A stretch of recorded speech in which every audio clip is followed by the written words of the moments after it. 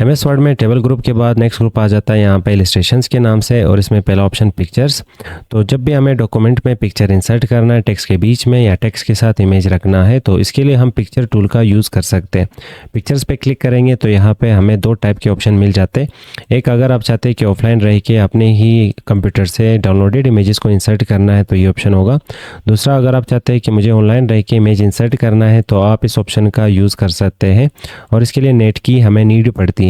तो यहाँ पे पहला होगा स्टॉक इमेजेस के नाम से। इसमें आपको डिफरेंट टाइप के इमेजेस के ऑप्शंस मिल जाते हैं, जैसे कि स्टिकर्स, आइकन्स, नॉर्मल इमेजेस, और इसमें प्रीमियम इमेजेस भी होते हैं जिसके लिए आपको पैसे देने होंगे। और लास्ट ऑप्शन ऑनलाइन पिक्चर, जैसे कि आप नॉर्मल गूगल करते, गूगल से इमेज डाउनलोड करते और फिर एमएस वर्ड में इंसर्ट करते, तो अब गूगल की तरफ जाने की ज़रूरत नहीं, क्योंकि यहाँ पे माइक्रोसॉफ्ट वालों ने ऑनलाइन टूल हमें दिया है पिक्चर के इनसाइड ही। तो आप यहाँ पे पिक्चर इंसर्ट कर सकते हैं आराम से यूजिंग दिस टूल। फिलहाल हम अपने कंप्यूटर से इमेज को इंसर्ट करने के लिए पिक्चर पे क्लिक करेंगे, दिस डिवाइस पे क्लिक करेंगे। आपको पता होता है कि इमेजेस कहाँ पे पड़े आपके कंप्यूटर में, तो हम डाउनलोड्स पे फिलहाल क्लिक करते हैं। एक इमेज को हमने सेलेक्ट कर लिया और इंसर्ट। अगर आप चाहते हैं कि एक से ज़्यादा इमेजेस इंसर्ट करने हैं तो कंट्रोल की पकड़ के रखो, दूसरा इमेज सेलेक्ट कर लो, इंसर्ट पे क्लिक कर लो, इमेज इंसर्ट हो जाएगी कुछ इस तरह से। अब जब आप इमेज पे क्लिक करेंगे तो यहाँ पे आपको ये डॉट्स मिल जाते हैं। इन डॉट्स के थ्रू आप इमेज का जो विड्थ और हाइट है या विड्थ और हाइट दोनों एक साथ भी कंट्रोल कर सकते हैं। फिलहाल मुझे इसका जो हाइट है वो कंट्रोल करना है, कम करना है, तो हम इमेज पे करते हैं क्लिक। अब क्लिक करने के बाद हम यहाँ पे ये वाला जो डॉट है इसे पकड़ के रखेंगे, इस तरह खींचेंगे ऊपर की तरफ, तो इमेज का जो हाइट है वो कम हो चुकी है। इसी तरह विड्थ कम करनी है तो ये वाला जो डॉट है इसे पकड़ के रखेंगे, इस तरह खींचेंगे साइड की तरफ, तो इमेज की जो विड्थ है वो यहाँ पे कम हो चुकी है। अगर विड्थ और हाइट दोनों एक साथ कंट्रोल करने हैं तो ये कॉर्नर पे आपको जो डॉट्स दिख रहे हैं, इन डॉट के थ्रू आप विड्थ और हाइट एक साथ भी कंट्रोल कर सकते हो। तो यहाँ पे हमने विड्थ और हाइट एक साथ ही इसका यहाँ पे, और लास्ट यहाँ पे आ जाता है ये एरो। इस एरो के थ्रू आप इमेज को रोटेट कर सकते हो। तो इस पे आप पॉइंटर लेके जाए और लेफ्ट क्लिक पकड़ के रखे, इस तरह घुमा ले, जिस एंगल में भी आपको इमेज को घुमाना है, रोटेट करना है, तो आप घुमा सकते हो, रोटेट कर सकते हो। फिलहाल हम यहाँ पे कंट्रोल जी करते हैं। अब इमेज को जैसे हम सेलेक्ट करते हैं तो यहाँ पे आ जाता है पिक्चर फॉर्मेट का टैब, पर जैसे हम बाहर क्लिक करेंगे तो पिक्चर फॉर्मेट का जो टैब है वो गायब हो जाती है। तो जब भी हमें पिक्चर पे काम करना है तो हमने पिक्चर को सेलेक्ट करना है, पिक्चर फॉर्मेट पे क्लिक करना है, तो यहाँ पे आपको ढेर सारे टूल्स मिल जाते हैं। तो सबसे पहला टूल यहाँ पे आ जाता है रिमूव बैकग्राउंड के नाम से। तो अगर इमेज का बैकग्राउंड आपको नहीं चाहिए, रिमूव करना है, सिर्फ यहाँ पे ये जो ऑब्जेक्ट है वही चाहिए, तो आप रिमूव बैकग्राउंड पे क्लिक कर लें। ये कुछ एरियाज़ आपको सेलेक्ट करके दे देगा और वो एरियाज़ रिमूव होने जा रहा है। अगर आप बाहर क्लिक करते हैं या तो कीप चेंजेस पे क्लिक करेंगे। हमने कीप चेंजेस पे क्लिक कर लिया, जो एरिया सेलेक्टेड था वो रिमूव हो चुकी है। वापस इमेज को सेलेक्ट करते हैं, रिमूव बैकग्राउंड पे क्लिक करते हैं। यहाँ पे आपको दो ऑप्शंस दिए जाते हैं, एक है मार्क एरियाज टू कीप, वो एरिया मार्क कर लो जो आपको रखना है, पर बाय डिफ़ॉल्ट यहाँ पे रिमूव होने जा रहा। जैसे कि ये जो इसका सींग है ये मुझे चाहिए पर यहाँ से रिमूव हो रहा है, तो हम इसे मार्क करते हैं, इसे रखते हैं। तो हम यहाँ पे डॉट्स लगा लेते हैं कुछ, मैं मल्टीपल डॉट्स यहाँ पे लगा रहा हूँ जब तक ये एरिया पूरा मार्क ना हो जाए। तो मैंने यहाँ पे कुछ डॉट्स लगा लिए और उन डॉट्स के थ्रू यहाँ पे मार्किंग हो चुकी है। अब इसका ये जो सींग है वो डिलीट नहीं होने जा रहा, सिर्फ हमने यहाँ पे कीप चेंजेस पे क्लिक करना है और यहाँ पे ये सींग आ जाएगी। वापस सेलेक्ट करते हैं, रिमूव बैकग्राउंड पे क्लिक करते हैं, और अगर आप चाहते हैं ये वाला एरिया भी मुझे चाहिए तो वापस मार्क एरियाज टू कीप, और इस पे यहाँ पे अपने वापस डॉट्स लगाने। अब डॉट्स लगाने के बाद ये एरिया यहाँ पे मार्क हो चुकी है, बाहर क्लिक करेंगे तो दूसरा सींग भी इसका आ जाएगा। अगर आप चाहते हैं कि यहाँ पे कुछ ऐसा एरिया है जो कि मुझे नहीं चाहिए पर इमेज में आ रहा है, तो उसे भी आप मार्क कर सकते हो। तो मार्क एरिया टू रिमूव, तो मान लो मुझे इसका ये वाला जो सींग है ये नहीं चाहिए, तो इस पर डॉट्स लगा लेते हैं using mark areas to remove. अब मैंने यहाँ पे डॉट्स लगा लिए और ये पूरा एरिया ये कवर कर लेगा। अब ये सींग मुझे इसका नहीं चाहिए, तो इसके डॉट्स लगा के हम सिर्फ बाहर क्लिक करेंगे तो देख लो वो डिलीट हो जाएगा।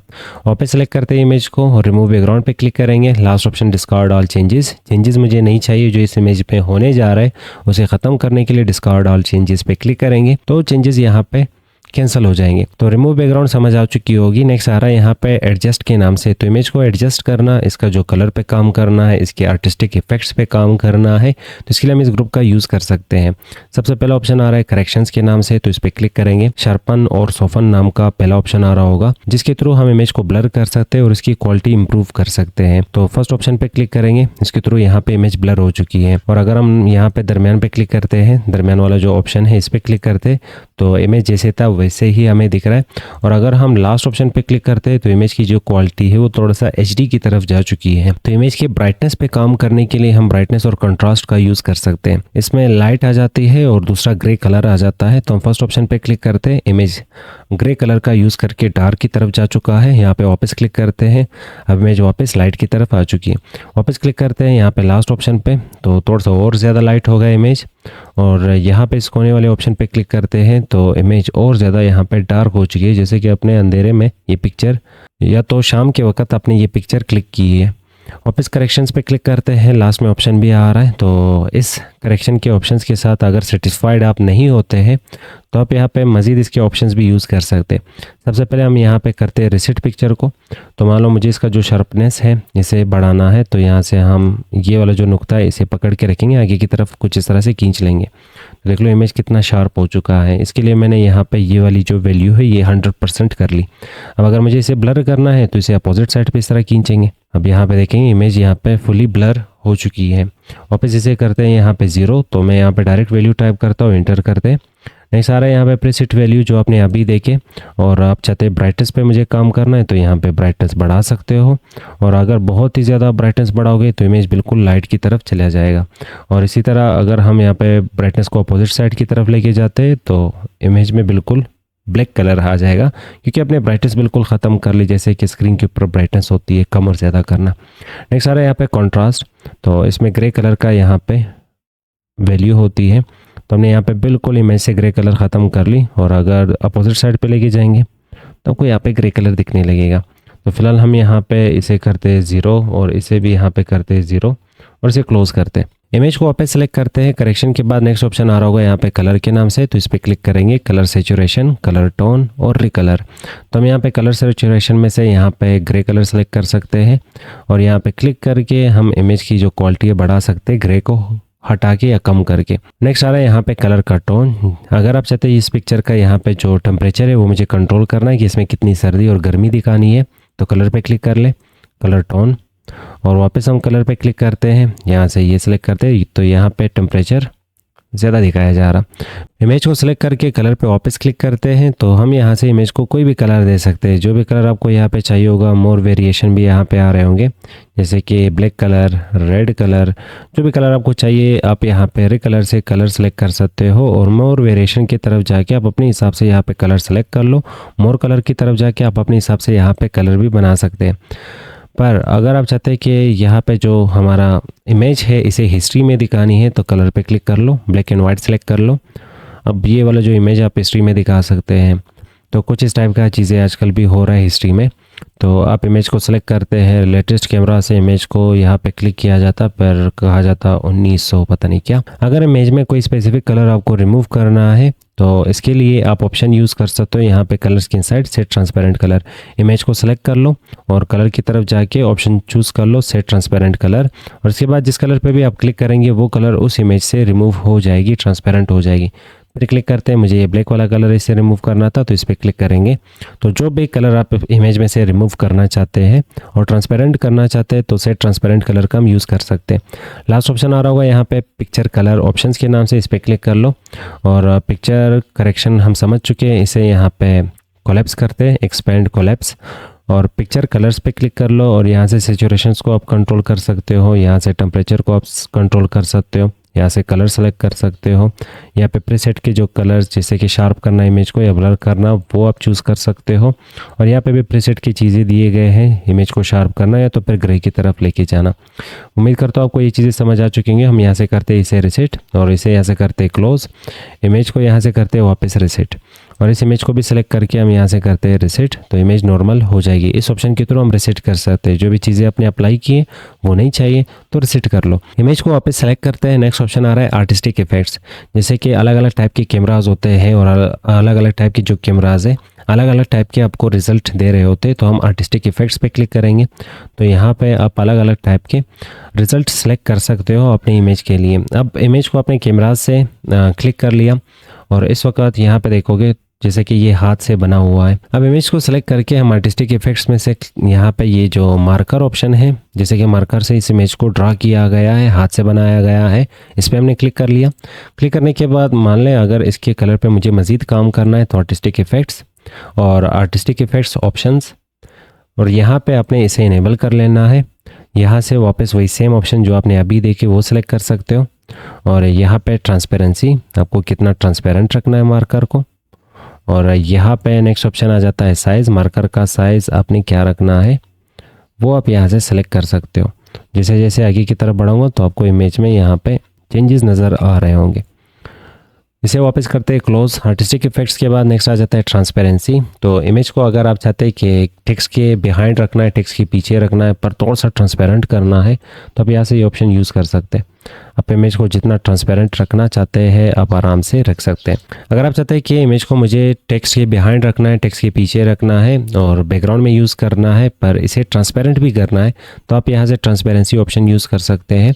तो जितनी भी ट्रांसपेरेंसी आपको यहाँ पे चाहिए होगी आप क्लिक करके वो ट्रांसपेरेंसी इनेबल कर सकते हैं इमेज के लिए। वापस क्लिक कर लो, इसके भी ऑप्शन होते हैं, क्लिक कर लो और यहाँ पे आपको रीड करना है हमेशा टाइटल पिक्चर ट्रांसपेरेंसी, यही ऑप्शन आप यहाँ से यूज़ कर सकते हो। यहाँ से इमेज को ट्रांसपेरेंसी दे सकते हैं और यहाँ से कम कर सकते हैं। अब वापस इमेज को सिलेक्ट करते हैं, नेक्स्ट ऑप्शन आ रहा होगा यहाँ पे पिक्चर कंप्रेस। तो अगर आप चाहते हैं कि ये जो इमेज है इसका 4 MB का साइज़ है, इसका जो साइज़ है वो मुझे घटाना है, कम करना है, तो हम सबसे पहले इसे क्रॉप करेंगे। तो क्लिक करेंगे और यहाँ से मैं करता हूँ क्रॉप। अब ये ब्लैक पॉइंट्स पे पॉइंटर लेके आओगे तो एक अलग किस्म का आपका यहाँ पे कर्सर बन के तैयार हो जाएगा, या पॉइंटर निकल के आ जाती है।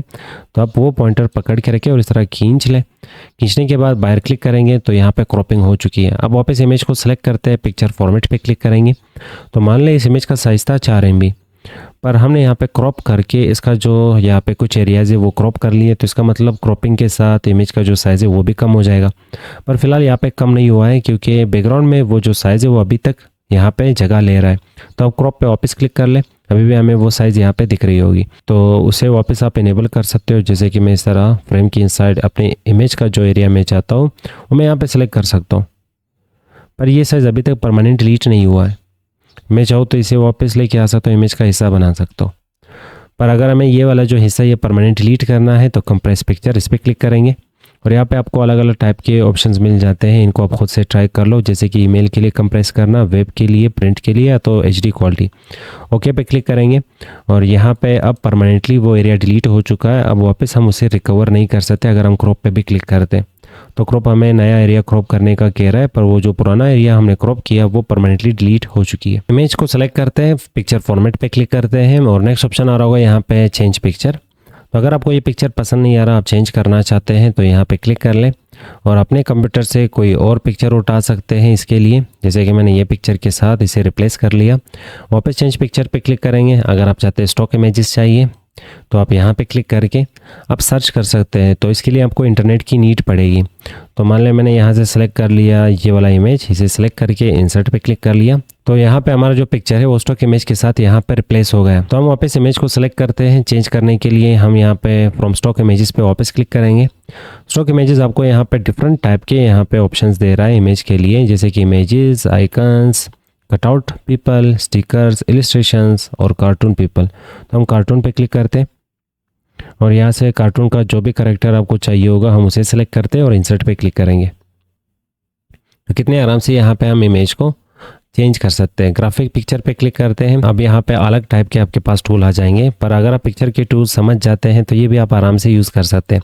तो चेंज ग्राफिक पे क्लिक करते हैं, वापस फ्रॉम स्टॉक इमेजेस पे क्लिक करते हैं और इस दफ़ा हम यहाँ से स्टिकर्स पे क्लिक करते हैं। यहाँ से कोई एक स्टिकर सेलेक्ट करके इंसर्ट, आपके पास सर्च का ऑप्शन भी है। और अगर आप यहाँ पे ऊपर देख ले तो अलग अलग टाइप के इन्होंने ग्रुप बना के आपको दिए हैं। आप उन ग्रुप्स पे क्लिक करके उस स्पेसिफिक कैटेगरी के इमेजेस भी सिलेक्ट कर सकते हैं। आप एक से ज़्यादा इमेजेस सेलेक्ट करेंगे तो एक से ज़्यादा इमेजेस यहाँ पे इंसर्ट हो जाएंगे। फिर पिक्चर फॉर्मेट पे क्लिक करते हैं और हम चेंज पिक्चर पे क्लिक करते हैं और ऑनलाइन अगर कोई इमेज हमें चाहिए होगा तो फ्रॉम ऑनलाइन सोर्सेज हम इस पर क्लिक करते हैं। और यहाँ पे देख लो डिफरेंट टाइप के आपको इमेज कैटेगराइज करके दिया गया है। तो इनमें से जो भी इमेज आपको चाहिए होगी आप सिर्फ उस कैटेगरी पे क्लिक करेंगे, या तो आप सर्च भी कर सकते हैं।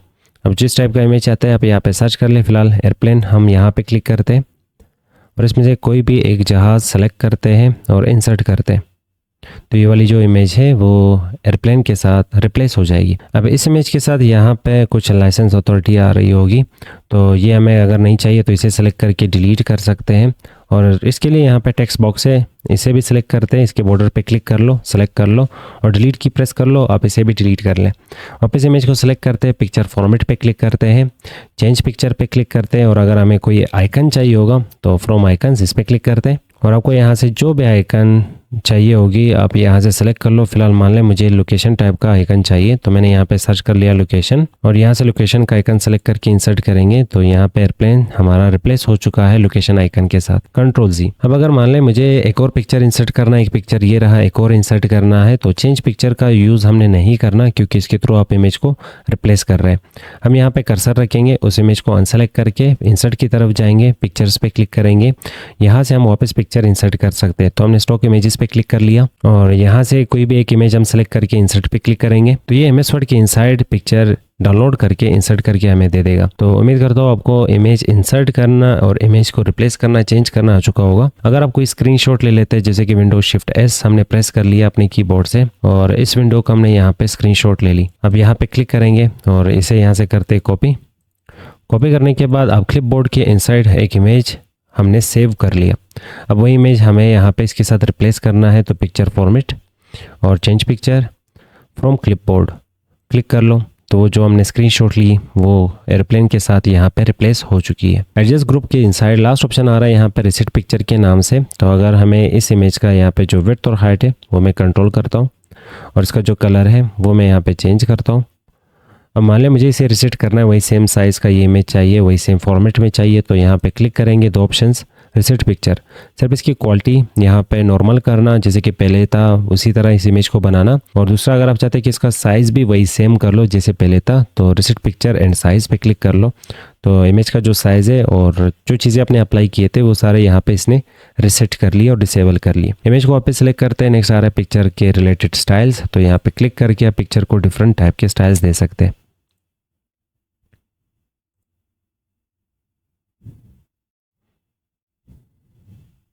अब पिक्चर के यहाँ पे जो स्टाइल्स बनाए गए हैं इसके लिए यूज़ किया गया है ये वाला ग्रुप। तो आप पिक्चर बॉर्डर्स पे क्लिक करके पिक्चर को बॉर्डर दे सकते हैं, पर सबसे पहले पिक्चर को हम रिसेट करते हैं। पिक्चर बॉर्डर पे क्लिक करेंगे, यहाँ से जो भी बॉर्डर आपने पिक्चर को देना है तो आप बॉर्डर यहाँ से सेलेक्ट कर लो। बॉर्डर के रिलेटेड आपको यहाँ पे साइज़ मिल रहा है, आप यहाँ से साइज़ सेलेक्ट कर लें।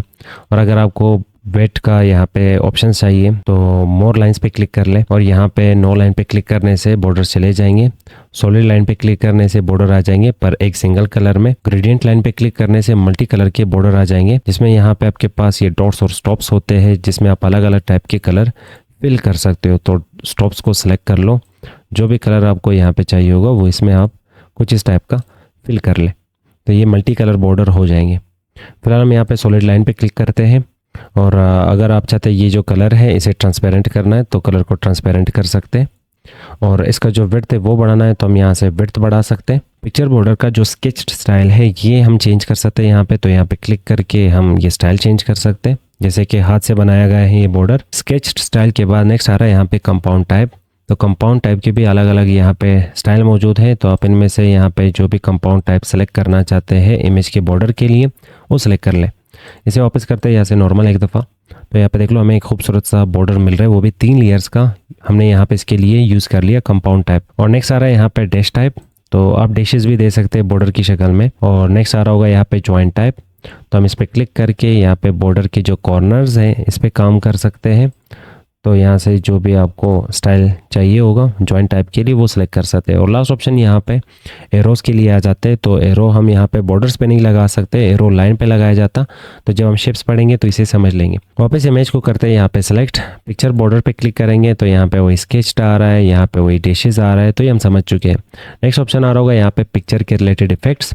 अब यहाँ पे प्रीसेट इफेक्ट्स जो कि आप यहाँ पे भी देख चुके थे पिक्चर स्टाइल्स में, और यहाँ पे कुछ प्रीसेट इफेक्ट्स बनाए गए हैं जिसमें इन्हीं ऑप्शंस का यूज़ किया गया है।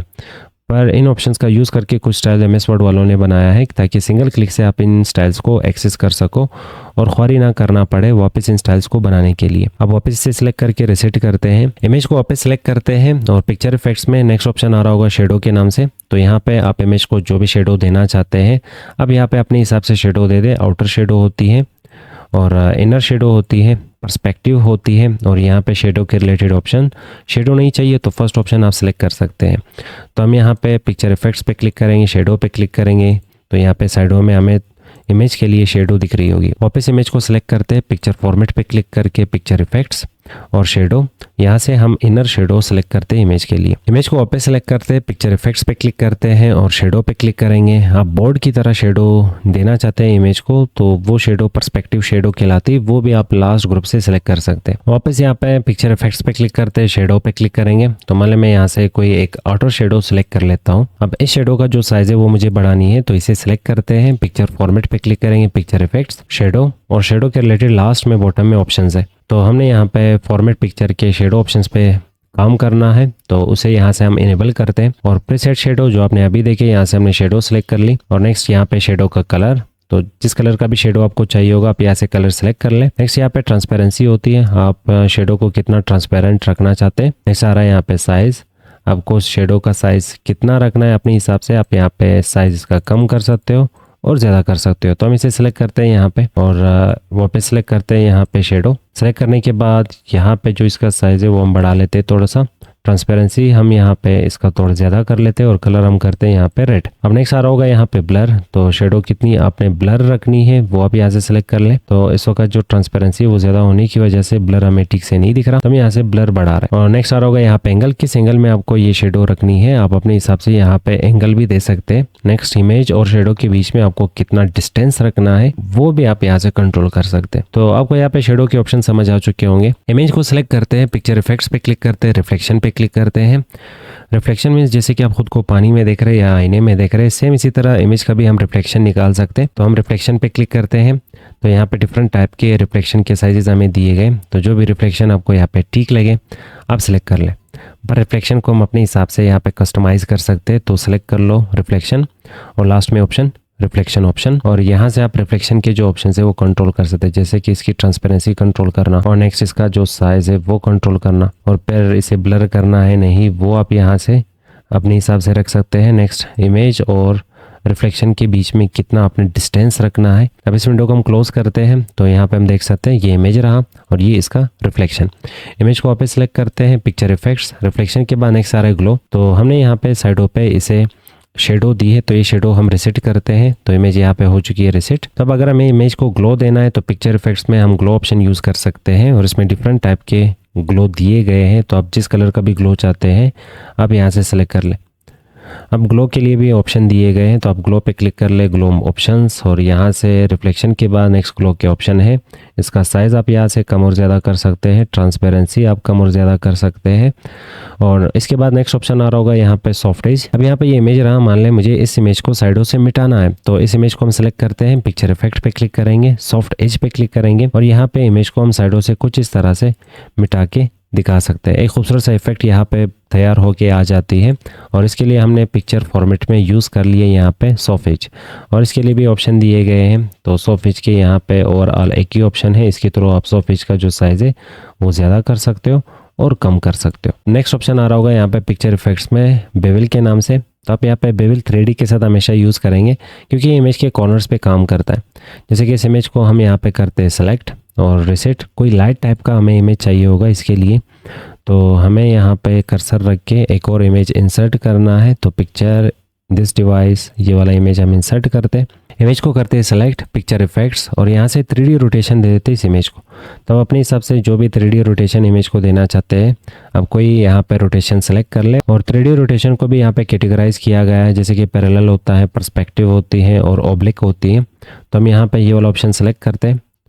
अब नेक्स्ट मुझे यहाँ पे ये इमेज बहुत ही पतला दिख रहा है तो इसे थोड़ा सा मोटा दिखाना है, तो पिक्चर इफेक्ट पे क्लिक करेंगे, बेविल पे क्लिक करते हैं और यहाँ से बेविल का कोई भी एक ऑप्शन आप सेलेक्ट कर ले। तो हम इमेज को करते हैं जूम ताकि आपको चेंजेस दिखे। अब यहाँ पे पिक्चर इफेक्ट पे क्लिक करेंगे, बेविल पे क्लिक करेंगे, तो इमेज के किनारों पे ये काम कर रहा है और इमेज के लिए ये डेप्थ बना रहा है। तो आपको यहाँ पे जो भी स्टाइल इसमें से पसंद आ जाती है क्लिक कर लो, और इस स्टाइल को भी आप कंट्रोल कर सकते हो। तो पिक्चर इफेक्ट्स पे क्लिक कर लो, बेविल पे क्लिक कर लो, 3D ऑप्शंस पे क्लिक कर लो, तो ये 3D के फॉर्मेट वापस आ जाएंगे यहाँ पे। सबसे पहले सॉफ्ट एज वो हम पढ़ चुके हैं, 3D फॉर्मेट्स। अब आप यहाँ पे टॉप बेवल सेलेक्ट कर सकते हैं, तो टॉप बेवल हम सेलेक्ट कर चुके हैं यहाँ पे ये वाला। बॉटम बेवल हम यहाँ से सेलेक्ट करते हैं, बॉटम के लिए भी आप बेवल सेलेक्ट कर सकते हो, तो इसमें से ये फर्स्ट वाला हम सेलेक्ट करते हैं, तो थोड़ा सा इमेज और खूबसूरत दिखने लगा। नेक्स्ट इसका जो डेप्थ है उसको हम यहाँ से साइज़ दे सकते हैं और कलर दे सकते हैं। तो ये दरम्यान में ये बर्गर टाइप बन रहा है और यहाँ से इसे हम साइज़ दे सकते हैं। और यहाँ पे जो हमने डेप्थ सेलेक्ट किया है इसके इर्द गिर्द बॉर्डर दे सकते हैं, यहाँ से हम सेलेक्ट करते हैं कोई एक बॉर्डर। नेक्स्ट यहाँ पे आ जाता है मटेरियल। मटेरियल में भी डिफरेंट टाइप के इफेक्ट्स होते हैं, तो इसमें से कोई एक इफेक्ट हम सेलेक्ट करते हैं। आपको जो भी इफेक्ट ठीक लगे अपने हिसाब से यहाँ पे सेलेक्ट कर ले। और नेक्स्ट आ जाता है यहाँ पे लाइटनिंग। इमेज में आपको किस टाइप का लाइट रखना है वो भी आप यहाँ से सेलेक्ट कर सकते हैं। तो ओवरऑल हमने यहाँ पे इमेज का 3D ऑप्शन यूज़ करके फाइनल ये इमेज यहाँ पे तैयार कर लिया। और पिक्चर इफेक्ट्स के बाद नेक्स्ट ऑप्शन आ जाता है यहाँ पे पिक्चर लेआउट के नाम से। हम इस इमेज के साथ डायरेक्टली नहीं लिख सकते, तो इसके साथ लिखने के लिए आपको इंसर्ट टैब की तरफ जाके यहाँ पे शेप्स का यूज़ करना है। टेक्स्ट बॉक्स को उठा के ड्रा कर लो और इसमें कुछ भी लिख लो, और इसे इमेज के साथ कहीं पे भी आप अपने हिसाब से रख सकते हो। फिलहाल मैं यहाँ पे डिलीट कर रहा हूँ क्योंकि शेप्स हम नहीं पढ़ रहे, हम इमेज को कवर कर रहे हैं। तो पिक्चर फॉर्मेट पे क्लिक करते हैं, तो पिक्चर लेआउट नाम का आपके पास यहाँ पे एक ऑप्शन होगा जो कि स्मार्ट आर्ट की तरफ से आ रहा है। स्मार्ट आर्ट हम आगे पढ़ने वाले हैं, तो इंसर्ट टैब में स्मार्ट आर्ट यहाँ पे आ रहा होगा। हम पिक्चर फॉर्मेट पे क्लिक करते हैं और पिक्चर लेआउट पे क्लिक करते हैं। तो यहाँ पे जो भी लेआउट आपको पसंद आता है आप किसी एक लेआउट पे क्लिक कर ले और इसके साथ आप यहाँ पे टेक्स्ट लिख सकते हैं। तो हम यहाँ पे लिखते हैं डेयर। वापस इमेज को सेलेक्ट करते हैं और हम यहाँ पे पिक्चर फॉर्मेट पे क्लिक करेंगे और जो पिक्चर लेआउट है वो ख़त्म हो जाता है क्योंकि एक ही पिक्चर लेआउट आप एक इमेज पे लगा सकते हैं। Ctrl+Z हम यहाँ पे प्रेस करते पीछे चले जाते हैं, इमेज को करते सेलेक्ट, पिक्चर फॉर्मेट, यहाँ से इमेज को हमने रीसेट कर लिया। वापस लेआउट पे क्लिक करेंगे, तो जो भी लेआउट आपको यहाँ पे ठीक लगे पसंद आ जाता है क्लिक कर लो और इसमें जो भी आपका टेक्स्ट है वो आप यहाँ पे टाइप कर ले। इमेज को वापस सेलेक्ट करते हैं, पिक्चर फॉर्मेट पे क्लिक करते हैं। नेक्स्ट ऑप्शन आ रहा है आल्ट टेक्स्ट। अगर आपने इमेज को यहाँ पे डिफाइन करना है तो इमेज को डिफाइन करने के लिए आप यहाँ पे कुछ सेंटेंसेस लिख सकते हैं जो इमेज के रिलेटेड इंफॉर्मेशन दे रहा होगा यूज़र को या जो भी इन फ्यूचर इस डॉक्यूमेंट को रीड करेगा। तो आप सेलेक्ट कर लो, यहाँ पे हम लिखेंगे एनिमल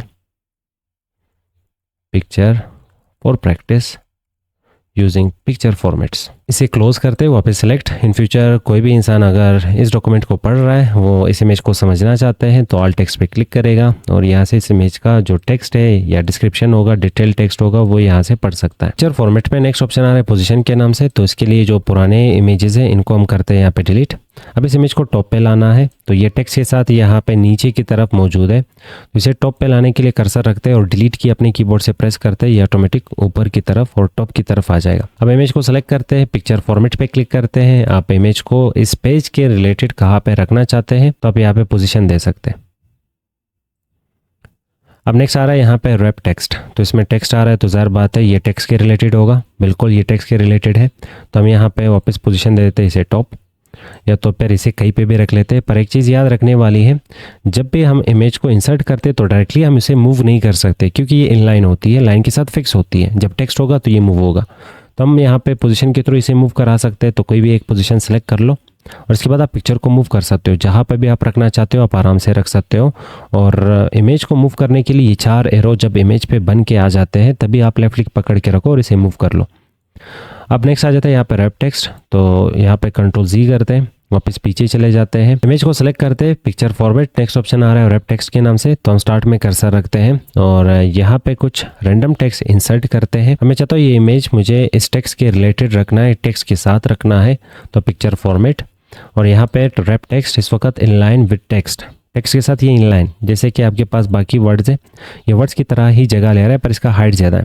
तो हम यहाँ पे डिलीट की प्रेस करते हैं और यहाँ पे भी हम डिलीट की प्रेस करते हैं। तो देख लो ये इस लाइन में आ चुका है, हाइट ज़्यादा होने की वजह से ये टेक्स्ट इसके साथ लाइन में अलाइन हो रही है। तो हम यहाँ पे इमेज को वापस सेलेक्ट करते हैं, पिक्चर फॉर्मेट पे क्लिक करते हैं और इनलाइन में टेक्स्ट ज़ाहिर बात है एक सिंगल वर्ड और लेटर आप इसे मूव कर सकते हो। तो जहाँ पे भी आपको रखना है आप लेटर वाइज इसे मूव कर सकते हो, डायरेक्टली नहीं। रैप टेक्स्ट पे वापस क्लिक करेंगे। नेक्स्ट आ रहा है स्क्वायर। स्क्वायर मीन्स कि इमेज आपके पास अपने इर्द गिर्द अराउंड टेक्स्ट को सेट करेगा और टेक्स्ट को अलाइन करेगा, टेक्स्ट को रैप करेगा। तो अब देख लो इमेज के चारों साइडों पे यहाँ पे टेक्स्ट आ रहा होगा। तो इसके लिए हमने ये इमेज को जो हम इस तरह मूव कर रहे हैं और इसके इर्द गिर्द जो टेक्स्ट आ रहा है इसके लिए ऑप्शन सेलेक्ट किया है स्क्वायर। नेक्स्ट आ रहा है यहाँ पे टाइट में देखोगे तो इमेज के इर्द गिर्द जो टेक्स्ट है वो थोड़ा सा और इसके करीब आ जाते हैं, और थ्रो में भी यहाँ पे सेम है। इन दोनों का काम है कि इमेज में जहाँ पे जगह आपको मिलता है वहाँ पे खुद को सेट कर लो। जैसे कि हम इमेज को सेलेक्ट करते हैं और यहाँ पे इसका जो बैकग्राउंड है वो रिमूव करते हैं। अब देख लो यहाँ पे फ्रेम के इनसाइड टेक्स्ट नहीं आ रहा, ये जगह भी खाली है, ये जगह भी खाली है। तो हम रैप टेक्स्ट और टाइट पे क्लिक कर सकते हैं या तो थ्रो पे क्लिक करेंगे तो इमेज के इर्द गिर्द और वो भी इनसाइड फ्रेम यहाँ पे टेक्स्ट को ये रैप कर लेता है। इमेज को वापस सेलेक्ट करते हैं और रैप टेक्स्ट पे वापस क्लिक करते हैं। नेक्स्ट आ रहा है टॉप एंड बॉटम। सिर्फ टेक्स्ट टॉप एंड बॉटम पे होगा, लेफ्ट और राइट पे नहीं होगा। इसके लिए हमने ये ऑप्शन सेलेक्ट कर लिया, top and bottom. Next option आ रहा है यहाँ पे बिहाइंड द टेक्स्ट। टेक्स्ट के पीछे यहाँ पे इमेज जा चुका है और हम इसके ऊपर से यहाँ पे टेक्स्ट को भी रीड कर सकते हैं। और यहाँ से आप चाहते हैं कि टेक्स्ट ठीक से रीड नहीं हो पा रहा तो आप इमेज को थोड़ा सा ट्रांसपेरेंट कर ले अपने हिसाब से। वापस Ctrl+Z प्रेस करते हैं और रैप टेक्स्ट में नेक्स्ट ऑप्शन आ रहा होगा in front of text. Text के फ्रंट पे आ चुका है, इसके पीछे आप टेक्स्ट रीड नहीं कर सकते। इमेज को वापस सेलेक्ट करके हम यहाँ पे रैप टेक्स्ट के थ्रू इसे यहाँ पे स्क्वायर या तो टाइट कर लेते हैं। और मान लें ये इमेज मैंने यहाँ पे रखा, पर इसके ऊपर ये वाला जो टेक्स्ट है ये मुझे नहीं चाहिए, इसे दूर करना है। तो डायरेक्टली तो हम इसे दूर नहीं कर सकते, इसके लिए यहाँ पे ऑप्शन होगा एडिट रैप पॉइंट्स, इस पर आपने क्लिक करना है। क्लिक करने के बाद ये ब्लैक पॉइंट्स आ जाएंगे, इनके थ्रू आप टेक्स्ट को इससे दूर लेके जा सकते हैं, इमेज से दूर कर सकते हैं। तो आप ये डॉट्स पकड़ के खींच लें, जितना भी आप इमेज से टेक्स्ट को दूर रखना चाहते हैं आप अपने हिसाब से दूर रख सकते हैं। रैप टेक्स्ट में नेक्स्ट ऑप्शन आ रहा होगा यहाँ पे मूव विद टेक्स्ट। तो अगर आप यहाँ पे एंटर कर लेते हैं तो देख लो इमेज भी यहाँ पे मूव हो रहा है टेक्स्ट के साथ। पर अगर आप चाहते हैं कि नहीं इसका जो पोजीशन है वो मुझे फिक्स करना है तो इमेज को सेलेक्ट कर लो, पिक्चर फॉर्मेट। रैप टेक्स्ट में नेक्स्ट ऑप्शन आ रहा होगा यहाँ पे फिक्स पोजीशन ऑन पेज। अब जब यहाँ पे आप एंटर करेंगे तो इमेज अपने पोजीशन से नहीं हिलेगा, ये फिक्स रहेगा। रैप टेक्स्ट पे क्लिक करते हैं, नेक्स्ट ऑप्शन आ रहा है यहाँ पे मोर लेआउट ऑप्शंस। तो इस पे क्लिक करके आप टेक्स्ट सिर्फ और सिर्फ लेफ्ट साइड पे चाहते हैं, ओके पे क्लिक करेंगे। टेक्स्ट सिर्फ लेफ्ट साइड पे होगा, राइट साइड पे होगा, दोनों साइडों पे चाहिए तो आप ये ऑप्शन अपने हिसाब से ट्राई कर सकते हैं। मोर लेआउट ऑप्शंस पे क्लिक करेंगे, यहाँ पे देख लें डिस्टेंस फ्रॉम टेक्स्ट, इमेज और टेक्स्ट के बीच में कितना डिस्टेंस रखना है वो भी आप यहाँ से सिलेक्ट कर सकते हैं। जैसे कि हमने टॉप से 1 इंच का डिस्टेंस दे दिया, ओके पे क्लिक करेंगे तो कुछ देर में इमेज यहाँ पे ऊपर का जो टेक्स्ट है उसे मूव कर लेगा और शिफ्ट कर लेगा 1 इंच तक। और वापस रैप टेक्स्ट पे क्लिक करेंगे, मोर लेआउट पे क्लिक करते हैं, इसे मैं करता हूँ यहाँ पे 0। रैप टेक्स्ट में लास्ट ऑप्शन आ रहा है सेट एज डिफॉल्ट लेआउट। तो यहाँ से जो भी ऑप्शन आपने सेलेक्ट करके रखे, इन फ्यूचर जो भी इमेज आप इंसर्ट करेंगे कि आप चाहते हैं कि उस इमेज के लिए ये सेटिंग सेम रहे, अगर हाँ तो सेट एज डिफॉल्ट का यहाँ पे ऑप्शन सेलेक्ट कर ले। रैप टेक्स्ट के बाद नेक्स्ट ऑप्शन आ रहा है यहाँ पे ब्रिंग फॉरवर्ड, सेंड बैकवर्ड और सिलेक्शन पैनल। तो इसके लिए हम यहाँ पे ये जो टेक्स्ट है और इमेज है इन्हें डिलीट करते हैं और वापस हम इमेजेस को इंसर्ट करना चाहेंगे दिस डिवाइस से। तो यहाँ पे ये 3 इमेजेस हमने इंसर्ट कर लिए। अब मैं चाहता हूँ कि एक इमेज दूसरे इमेज के टॉप पे आना चाहिए, ऊपर आना चाहिए। तो हमने अभी ऑप्शंस पढ़े, तो एक इमेज को सेलेक्ट कर लो रैप टेक्स्ट और यहाँ से हम ऑप्शन सेलेक्ट कर सकते हैं इन फ्रंट, इसे सेलेक्ट कर सकते हैं इन फ्रंट और इसे भी सिलेक्ट कर सकते हैं इन फ्रंट। अब यहाँ पे ओवरऑल हमारे पास 3 इमेजेस आ चुके हैं और इस वक्त सबसे पीछे कौन सी इमेज होगी तो हम कह सकते हैं ये 3 कलर्स वाला इमेज। अब इस इमेज को हमें टॉप पे लेके आना है तो हम इस इमेज को सेलेक्ट करते हैं, पिक्चर फॉर्मेट पे क्लिक करते हैं, ब्रिंग फॉरवर्ड पे क्लिक करेंगे तो ये फ्रंट पे आ जाएगा। इस इमेज को थोड़ा सा बड़ा करते हैं तो अब देख लो ये सबसे टॉप पे मौजूद है। अब अगर हम चाहते हैं कि ये सबसे पीछे जाना चाहिए तो इसे 2 स्टेप्स पीछे भेजना होगा क्योंकि 2 इमेजेस है इसके बिहाइंड। तो हम यहाँ पे सेंड बैकवर्ड। अब अगर आप चाहते हैं कि एकदम से ये टॉप पे आ जाए, अभी 2 स्टेप्स, अगर 10 इमेजेस होंगे तो इसे 10 स्टेप्स हमने फ्रंट पे लेके आना है। तो आप यहाँ पे डायरेक्ट ये ऑप्शन भी यूज़ कर सकते हैं ब्रिंग टू फ्रंट और यहाँ पे ये ऑप्शन यूज़ कर सकते हैं सेंड टू बैक। क्लिक कर लो, ये एकदम से पीछे चला जाएगा और यहाँ पे इस ऑप्शन पे क्लिक करेंगे तो एकदम से टॉप पे आ जाएगा। और अगर टेक्स्ट भी हो, आप चाहते हैं कि टेक्स्ट के भी फ्रंट पे इसे लेके आना है तो आप ये ऑप्शन यूज़ कर सकते हैं, वो टेक्स्ट इंसर्ट करके आप ये चीज़ें ट्राई कर ले खुद से। सिलेक्शन पैनल पे क्लिक करेंगे, अगर बहुत सारे इमेजेस है तो इनमें से कोई एक इमेज हमें सेलेक्ट करना है या हाइड करना है या सारे इमेजेस हाइड करने हैं तो सिलेक्शन पैनल, यहाँ से हम अपने हिसाब से इमेज सेलेक्ट कर सकते हैं और इसके बाद हम हाइड कर सकते हैं, वापस इसे शो कर सकते हैं। किसी स्पेसिफिक इमेज को हम यहाँ से हाइड कर सकते हैं। पिक्चर फॉर्मेट के इनसाइड नेक्स्ट ऑप्शन और होगा यहाँ पे अलाइनमेंट के नाम से, इसे हम यूज़ करते हैं एक इमेज को दूसरे इमेज के अकॉर्डिंग अलाइन करने के लिए। तो हम यहाँ पे ये बैकग्राउंड इमेज डिलीट करते हैं और इस वाले इमेज को हम थोड़ा सा छोटा करके यहाँ पे रखते हैं और इस इमेज को हम यहाँ पे बड़ा कर लेते हैं। हमने इमेज को सिलेक्ट कर लिया, अब अलाइनमेंट इसे देना है।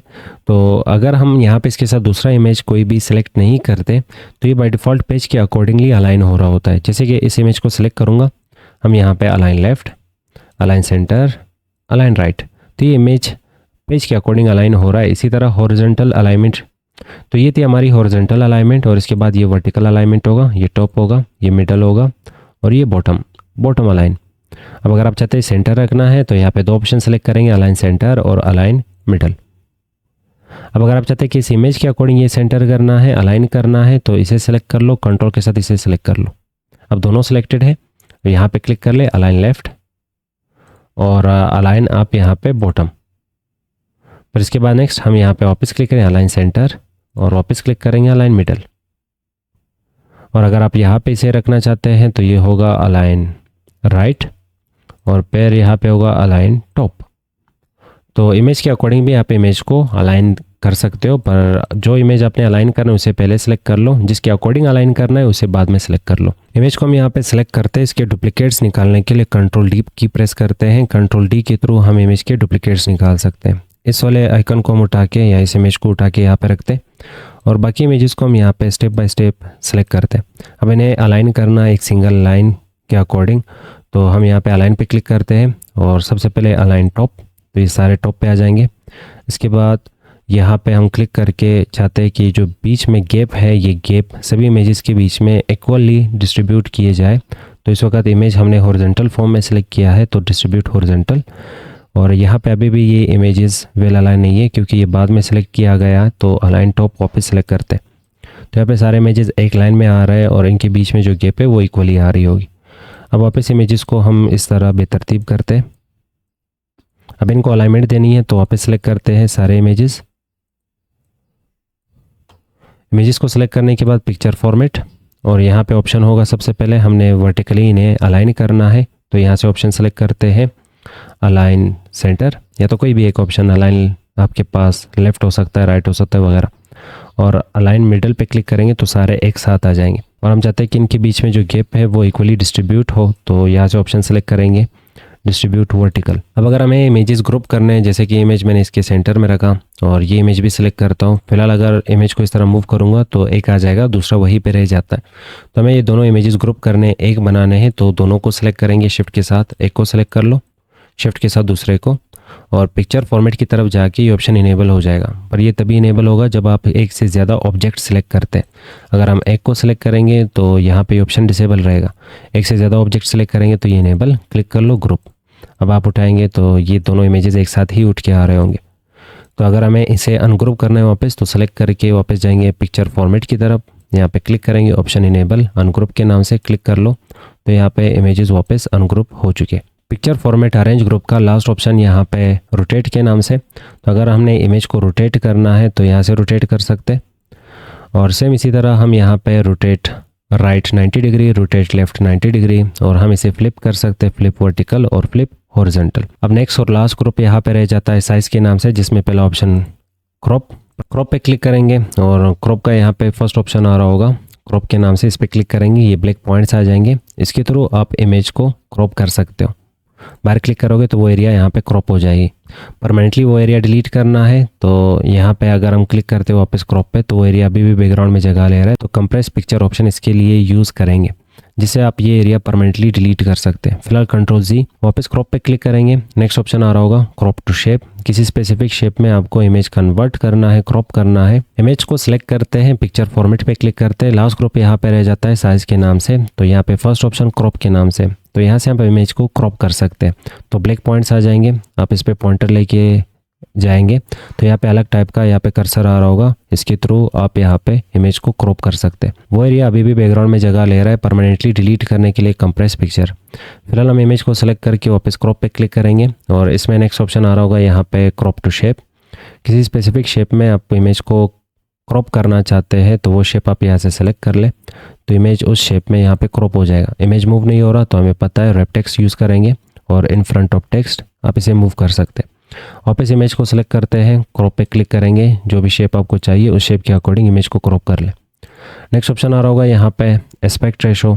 तो एस्पेक्ट रेशो जैसे कि पासपोर्ट साइज़ पिक्चर्स में होता है कि आपको कोई स्पेसिफिक रेशो दी जाती, उस रेशो के अकॉर्डिंगली आपने इमेज को क्लिक करना है।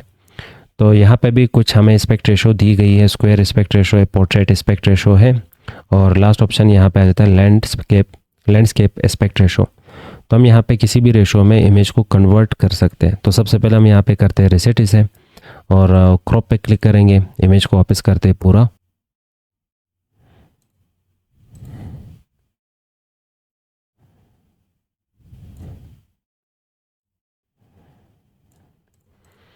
इमेज को वापस करते हैं सिलेक्ट, पिक्चर फॉर्मेट पे क्लिक करेंगे, क्रॉप पे क्लिक करेंगे, एस्पेक्ट रेशो। तो मान लें इसका जो विड्थ और हाइट है वो अलग अलग आ रहा है, तो मैं चाहता हूँ विड्थ और हाइट इसका सेम रहे, तो इसके लिए इमेज को थोड़ा सा क्रॉप करना होगा, काटना होगा। तो स्क्वायर पे क्लिक करते हैं, बाहर क्लिक करेंगे, तो इमेज का यहाँ पे जो विड्थ और हाइट है वो अब सेम आ रही होगी। वापस इमेज को सेलेक्ट करेंगे, पिक्चर फॉर्मेट पे क्लिक करते हैं, क्रॉप पे क्लिक करेंगे, और यहाँ पे एस्पेक्ट रेशो के इनसाइड पोर्ट्रेट एस्पेक्ट रेशो भी आ रही होगी। तो हम यहाँ पे अपनी इमेज को पोर्ट्रेट मोड में क्रॉप कर सकते हैं, जिससे कि विड्थ और हाइट सेम नहीं रहने वाला है यहाँ पे, पर हाइट ज़्यादा होगा पर विड्थ कम होगी। इस पर क्लिक करेंगे तो यहाँ पे इमेज को देखोगे, इसमें इमेज का जो भी एरिया आपको चाहिए होगा वो सिलेक्ट कर लो, बाहर क्लिक, विड्थ कम होगी, हाइट ज़्यादा। इसी तरह इसका अपोजिट भी होता है, तो पिक्चर फॉर्मेट, और हम यहाँ पे क्लिक करेंगे वापस क्रॉप पे, और एस्पेक्ट रेशो में नेक्स्ट ऑप्शन आ रहा होगा यहाँ पे लैंडस्केप के नाम से। तो इसमें से जो भी ऑप्शन आपको ठीक लगे सेलेक्ट कर लो। सिलेक्शन के बाद इसमें आपको इमेज का जो एरिया चाहिए होगा वो आपने यहाँ पे सेलेक्ट करना है, बाहर क्लिक करेंगे, इसमें विड्थ ज़्यादा आ रही होगी और हाइट कम। इमेज को वापस सेलेक्ट करते, पिक्चर फॉर्मेट पे क्लिक करते, क्रॉप पे क्लिक करेंगे, नेक्स्ट फिल और फिट के नाम से यहाँ पे ऑप्शन आ रहा है। फिलहाल हमने यहाँ पे देखा एस्पेक्ट रेशो में जो भी ऑप्शन हम सेलेक्ट कर रहे हैं उसमें इमेज क्रॉप हो रही है। तो अगर आप चाहते हैं कि वो फ्रेम मिले, वो रेशो की फ्रेम मिले, पर इमेज यहाँ पे क्रॉप ना हो, इमेज का एरिया काटा ना जाए, इमेज मुझे पूरा चाहिए, तो इसके लिए मान लें हम यहाँ से वापस पोर्ट्रेट सेलेक्ट करते हैं और थोड़ा सा ये पोर्ट्रेट को बड़ा कर लेते हैं। पोर्ट्रेट के लिए इमेज बहुत सारा यहाँ पे क्रॉप होने जा रहा है, तो हम इमेज को सेलेक्ट करते हैं, यहाँ पे क्लिक करेंगे, और यहाँ पे सबसे पहला ऑप्शन होगा फिल के नाम से। तो इसके थ्रू यहाँ पे जो हाइट के अकॉर्डिंग इमेज था वो क्रॉप होना ख़त्म हो चुका है। इसके बाद मैं चाहता हूँ कि इसका जो विड्थ में क्रॉपिंग आ रही है और इमेज काटा जा रहा है वो भी नहीं चाहिए, इमेज को इस फ्रेम के इनसाइड बराबर किया जाए। तो यहाँ पे क्लिक करेंगे, फिट पे क्लिक करेंगे और बाहर क्लिक करेंगे। अब जब इमेज को आप सेलेक्ट करेंगे तो एक एस्पेक्ट रेशो यहाँ पे इमेज ले रहा होगा, पर इमेज यहाँ पे क्रॉप नहीं हुआ। तो जब भी आप चाहते हैं कि मुझे एस्पेक्ट रेशो भी चाहिए पर इमेज को क्रॉप भी नहीं करना, तो एस्पेक्ट रेशो सेलेक्ट करके उसके बाद आप यहाँ से फिल और फिट का यूज़ करेंगे, तो इमेज यहाँ पे क्रॉप नहीं होगी। और लास्ट ऑप्शन यहाँ पे आ रहा है हाइट और विड्थ के नाम से, इसके थ्रू आप इमेज का जो हाइट और विड्थ है उसे साइज़ दे सकते हैं। तो हम यहाँ पे हाइट बढ़ा सकते हैं, और हाइट के अकॉर्डिंगली यहाँ पे विड्थ बढ़ रही है क्योंकि हमने यहाँ पे एक एस्पेक्ट रेशो में इमेज को कन्वर्ट किया है। तो इसमें जो विड्थ रहेगा उसके अकॉर्डिंगली हाइट सेट हो रहा होता है, और जो हाइट रहेगा उसके अकॉर्डिंगली यहाँ पे विड्थ सेट हो रही होती है। इलस्ट्रेशंस ग्रुप का इस लेक्चर में हम शेप्स को पूरा समझने वाले हैं और पूरा सीखने वाले हैं। इसके जितने भी टूल्स होंगे वो हम पढ़ने वाले हैं। पिछले लेक्चर में हमने पिक्चर्स को समझा था, और पिक्चर्स के मैक्सिमम टूल्स शेप में रिपीट हो रहे होते हैं क्योंकि उन टूल्स का शेप्स में भी यहाँ पे नीड पड़ती है, इसलिए उनको यहाँ पे रिपीट किया गया है। तो जब भी हम यहाँ पे शेप्स पे क्लिक करते हैं तो आपको यहाँ पे शेप्स ग्रुप करके दिए जाते हैं, जैसे कि सबसे पहले रिसेंटली यूज शेप्स, वो शेप्स जो हमने रिसेंटली यूज किए होंगे वो यहाँ पे आ रहे होते हैं। नेक्स्ट ग्रुप आ रहा होता है यहाँ पे लाइंस के नाम से। तो डिफरेंट टाइप के यहाँ पे लाइंस है, जैसे कि normal line, single arrow line, double arrow line, और ये फिर होते हैं कनेक्टर्स, और आगे भी और बहुत सारे टाइप्स के लाइंस मौजूद है। नेक्स्ट आ जाता है यहाँ पे रेक्टेंगल्स, डिफरेंट टाइप के यहाँ पे रेक्टेंगल्स मौजूद है, और फिर आ जाते हैं बेसिक शेप्स। तो यहाँ पे आपको टेक्स्ट बॉक्स भी मिल जाता है, और भी बहुत सारे टाइप्स के यहाँ पे शेप्स मौजूद हैं। फिर ब्लॉक एरोज आ जाते हैं, यहाँ पे डिफरेंट टाइप के आपको एरोज मिल जाते हैं। यहाँ पे इक्वेशन शेप्स भी दिए गए हैं, तो मैथ के रिलेटेड आपको शेप्स चाहिए तो आप इन शेप्स का यूज कर सकते हैं। फ्लो चार्ट के रिलेटेड आपको शेप्स चाहिए तो आप इन शेप्स का यूज कर सकते हो। स्टार्स एंड बैनर्स आपको चाहिए तो लास्ट में आपको स्टार्स एंड बैनर्स आपको दिए जाते हैं। डिफरेंट टाइप के स्टार्स एंड बैनर्स मौजूद है। यहाँ कॉल आउट्स चाहिए, जैसे कि दो पर्सन आपस में कम्युनिकेशन कर रहे हैं, तो आपको कम्युनिकेशन क्रिएट करने हैं, जैसे कि स्ट्रीम लाइन्स जैसे बुक में क्रिएट किया जाता है और बनाया गया है, तो उसके लिए कॉल आउट्स आप यूज कर सकते हो। इन शेप्स को हम डिवाइड करते हैं दो कैटेगरीज में। एक कैटेगरी होगी यहाँ पे स्टैटिक शेप्स के नाम से, दूसरा कैटेगरी होगी फंक्शनल शेप्स के नाम से। अब इन दोनों में फ़र्क क्या होगा, तो हम यहाँ पे जब भी शेप्स पे क्लिक करेंगे तो हर शेप का यहाँ पे अपना नाम होता है, जैसे कि यहाँ पे लाइंस आ रहे हैं, तो ये फर्स्ट होगा सिंपल लाइन, दूसरा होगा यहाँ पे लाइन एरो, और यहाँ पे होगा हमारे पास लाइन एरो डबल, और फिर होगा हमारे पास ये कनेक्टर, और इसी तरह आगे भी हर शेप का यहाँ पे अपना नाम होता है। तो रेक्टेंगल्स में ये फर्स्ट रेक्टेंगल मैंने सेलेक्ट करके इसे यहाँ पे ड्रा कर लिया। अब ड्रा करने के बाद यहाँ पे हमें सिर्फ और सिर्फ वाइट पॉइंट्स ही दिख रहे हैं जिसके थ्रू हम इस रेक्टेंगल को छोटा बड़ा कर सकते हैं। अब यहाँ से ये पॉइंट पकड़ के आप इसका जो विड्थ है वो कंट्रोल कर सकते हैं, और यहाँ से हाइट कंट्रोल कर सकते हैं, और कॉर्नर में से किसी एक पॉइंट को पकड़ के रखो, उसके थ्रू आप विड्थ और हाइट दोनों कंट्रोल कर सकते हैं। और यहाँ से आप शेप को रोटेट कर सकते हैं अपने हिसाब से। और इसके बॉर्डर्स पे अगर आप पॉइंटर लेके जाओगे तो ये 4 एरो वाला आपको सिंबल मिल जाएगा जिसके थ्रू आप इस शेप को मूव कर सकते हैं। तो हम यहाँ पे शेप को कुछ इस तरह से मूव कर सकते हैं। तो अगर आपको यहाँ पे इसके डुप्लीकेट्स निकालने हैं तो इसके बॉर्डर पे पॉइंटर लेके जाए और कंट्रोल की अपने कीबोर्ड से पकड़ के रखें, तब इसको उठा ले तो यहाँ पे इसका डुप्लीकेट निकल के आ जाएगा। यहाँ पे इसके बॉर्डर पे पॉइंटर लेके जाए, 4 एरो बनेगा, लेफ्ट क्लिक पकड़ लो, पर अभी तक हमने इसे मूव नहीं करना। आप अपने कीबोर्ड से कंट्रोल की पकड़ लो, कंट्रोल की पकड़ने के बाद यहाँ पे बिहेवियर आपके माउस के कर्सर का चेंज हो जाएगा। तो आप लेफ्ट क्लिक अभी मूव कर ले, तो यहाँ पे हमने रखा वापस डुप्लीकेट, फिर उठाते डुप्लीकेट। तो इस तरह आप डुप्लीकेट्स भी निकाल सकते हैं। अब यहाँ से भी आप विड्थ और हाइट कंट्रोल कर सकते हैं। अगर आप चाहते हैं ये जो बॉक्स है ये सेम विड्थ और हाइट में हमें चाहिए, तो यहाँ से आप सेम विड्थ और हाइट अपने हिसाब से टाइप कर सकते हैं। जैसे कि मैंने 2 और फिर यहाँ पे 2 टाइप कर लिया, इंटर करेंगे तो 2x2 का हमारे पास ये बॉक्स क्रिएट हो चुका है, ये रेक्टेंगल क्रिएट हो चुका है। अब इस टाइप के जो रेक्टेंगल्स इनको हम कहते हैं स्टैटिक शेप्स। अब स्टैटिक शेप्स क्यों कहेंगे? क्योंकि यहाँ पे इस रेक्टेंगल में हमें सिर्फ व्हाइट पॉइंट्स मिल जाते हैं। तो मान लें इसके जो कॉर्नर्स है वो मुझे राउंड करना है, तो इसके जो कॉर्नर्स है वो मैं राउंड नहीं कर सकता, पर यहाँ पे एक होते हैं फंक्शनल शेप्स। हम शेप्स पे क्लिक करेंगे और रेक्टेंगल्स में यहाँ पे नेक्स्ट शेप मिल जाता है जिसका नाम होगा रेक्टेंगल पर राउंडेड कॉर्नर्स के साथ। हम इस पे क्लिक करेंगे और इसे यहाँ पे ड्रा करते हैं। अब इसमें गौर कर ले, यहाँ पे आपको येलो पॉइंट्स मिल जाता। तो जब भी आपको किसी शेप में येलो पॉइंट मिल जाएगा तो समझ ले वो शेप फंक्शनल शेप है, उसमें फंक्शनलिटी होती है। जैसे कि इसके जो कॉर्नर्स है वो राउंडेड थोड़े से, आप इसे ज्यादा राउंड कर सकते हो, आप इसका बिल्कुल सर्कल बना सकते हो। आप वापस येलो पॉइंट पकड़ के आप इसके जो कॉर्नर्स है उसे शार्प कर सकते हो। अब ये रेक्टेंगल की तरह दिख रहा है हमें, पर कुछ शेप्स में ये येलो पॉइंट ज्यादा होते हैं, कुछ शेप्स में कम होते हैं। तो ये डिपेंड करता कि आप उस शेप्स को किस तरह बनाना चाहते हैं। तो हमें यहाँ पे समझ आ चुका है स्टैटिक शेप्स जिनमें कोई भी येलो पॉइंट नहीं होता है, और जो फंक्शनल शेप्स है उनमें यहाँ पे हमें येलो पॉइंट दिख जाता। तो इस टाइप्स के शेप्स को हम फंक्शनल शेप कह सकते हैं। अब शेप्स का यूज करके आप यहाँ पे डिफरेंट टाइप की चीजें बना सकते हैं। तो MS वर्ड में जब भी ग्राफिकल चीज बनाने की हमें नीड पड़ती है तो हम शेप्स का यूज कर सकते हैं।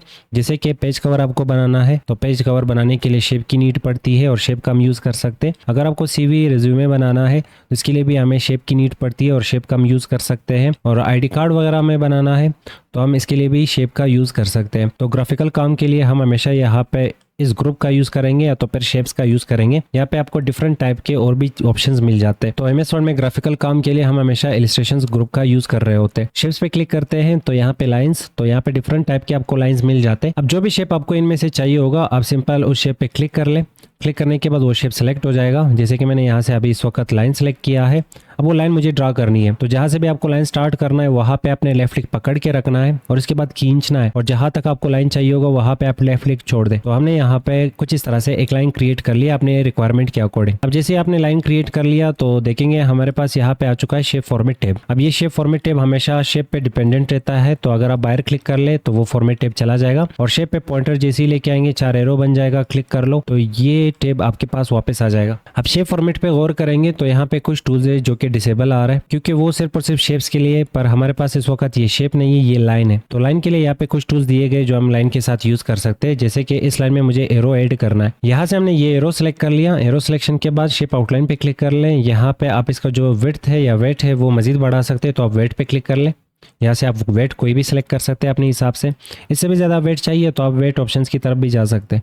तो ये आ गए आपके पास वेट के ऑप्शंस। अब आप यहाँ पे नो लाइन पे क्लिक करेंगे तो कलर चला जाएगा, सॉलिड लाइन पे क्लिक करेंगे तो कलर आ जाएगा यहाँ पे, और यहाँ से आप कलर चेंज कर सकते हो। और अगर आप 2 कलर चाहते हैं, मतलब ग्रेडियंट चाहते हैं, एक से ज्यादा कलर इस एरो पे अप्लाई करना है तो ग्रेडियंट लाइन पे क्लिक कर ले। यहाँ पे आपके सामने आ जाते हैं स्टॉप्स। इन स्टॉप्स को आप यहाँ से डिलीट कर सकते हो, यहाँ से ऐड कर सकते हो। जैसे कि मैं यहाँ से डिलीट करता हूँ और ये वाला ग्रुप फिलहाल मैं यहाँ पे यूज कर रहा हूँ।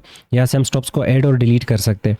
अब ये एक स्टॉप और ये हमारे पास 2 स्टॉप्स, टोटल 2 स्टॉप्स है। एक स्टॉप सेलेक्ट करेंगे, यहाँ से उस पर कलर फिल करते हैं, फिर दूसरा स्टॉप सेलेक्ट करेंगे, यहाँ पे उसमें दूसरा कलर फिल करते हैं। आगे भी यहाँ पे ऑप्शंस आ रहे हैं, जैसे कि आपको एरो पसंद नहीं आ रहा तो एंड एरो, स्टार्ट एरो वगैरह। तो यहाँ पे हम लिखेंगे बिगिन एरो टाइप, जो भी एरो टाइप आपको यहाँ पे चाहिए वो आप यहाँ से सेलेक्ट कर लें। और नेक्स्ट आ रहा है यहाँ पे बिगिन एरो साइज, आप एरो का यहाँ पे साइज सेलेक्ट कर सकते हैं। नेक्स्ट आ रहा है एंड एरो टाइप, लास्ट वाली जो एरो है वो आपको कौन सा चाहिए और उसका साइज आपको क्या रखना। लाइंस ग्रुप में भी आपको डिफरेंट टाइप के यहाँ पे लाइंस मिल जाते हैं, जैसे कि ये होगा आपका कनेक्टर, तो आप इस पर क्लिक कर लें।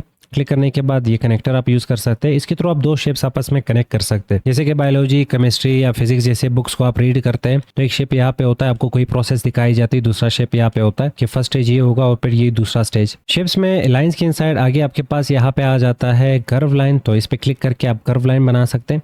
आपको सिंगल क्लिक करना है तो कर्व लाइन स्टार्ट हो जाती है और क्लिक छोड़ दें।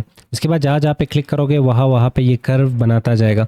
तो आपको जिस टाइप का भी कर्व चाहिए होगा क्रिएट करना है तो आप आराम से यहाँ पे कर्व टूल का यूज करके आप इस टाइप का शेप्स क्रिएट कर सकते हैं। शेप्स में आगे नेक्स्ट मिल जाता है आपको यहाँ पे फ्री फॉर्म। तो मान लें कोई ऐसा शेप जो आपको नहीं मिल रहा और आपको वो चाहिए तो आप यहाँ पे कर्व और यहाँ पे फ्री फॉर्म इन दोनों का यूज करके आप उस टाइप के शेप्स बना सकते हैं जो आपको चाहिए। तो हम यहाँ पे फ्री फॉर्म पे क्लिक करेंगे और यहाँ पे हमने सिंगल क्लिक से फ्री फॉर्म को स्टार्ट किया। नेक्स्ट हम जहाँ पे क्लिक करेंगे वहाँ पे फ्री फॉर्म क्रिएट होता जाएगा। अब यहाँ पे इस शेप में और इस शेप में फर्क होगा कि इसकी जो कॉर्नर्स है वो राउंड है और इसकी जो कॉर्नर्स है वो शार्प है। यहाँ पे एक और ऑप्शन आपको मिल जाता है लाइंस के इनसाइड जिसका नाम है फ्री फॉर्म। तो पेंसिल या तो पेन जैसा कोई काम आपको MS वर्ड में करना है तो फ्री फॉर्म जैसे टूल्स का आप यूज कर सकते हैं। अब जैसे मुझे लास्ट में सिग्नेचर करना है तो हम यहाँ पे सिग्नेचर कर सकते हैं इसके थ्रू, या तो पेंसिल जैसा कोई भी काम हमें करना हो तो हम यहाँ पे फ्री फॉर्म का यूज कर सकते हैं।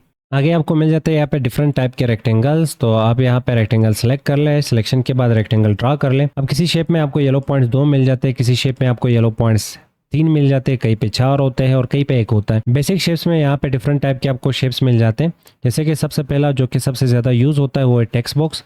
अब टेक्स्ट बॉक्स कहाँ पे यूज़ करना है, तो मान लें मैं यहाँ पे कुछ टेक्स्ट इंसर्ट कर लूँ।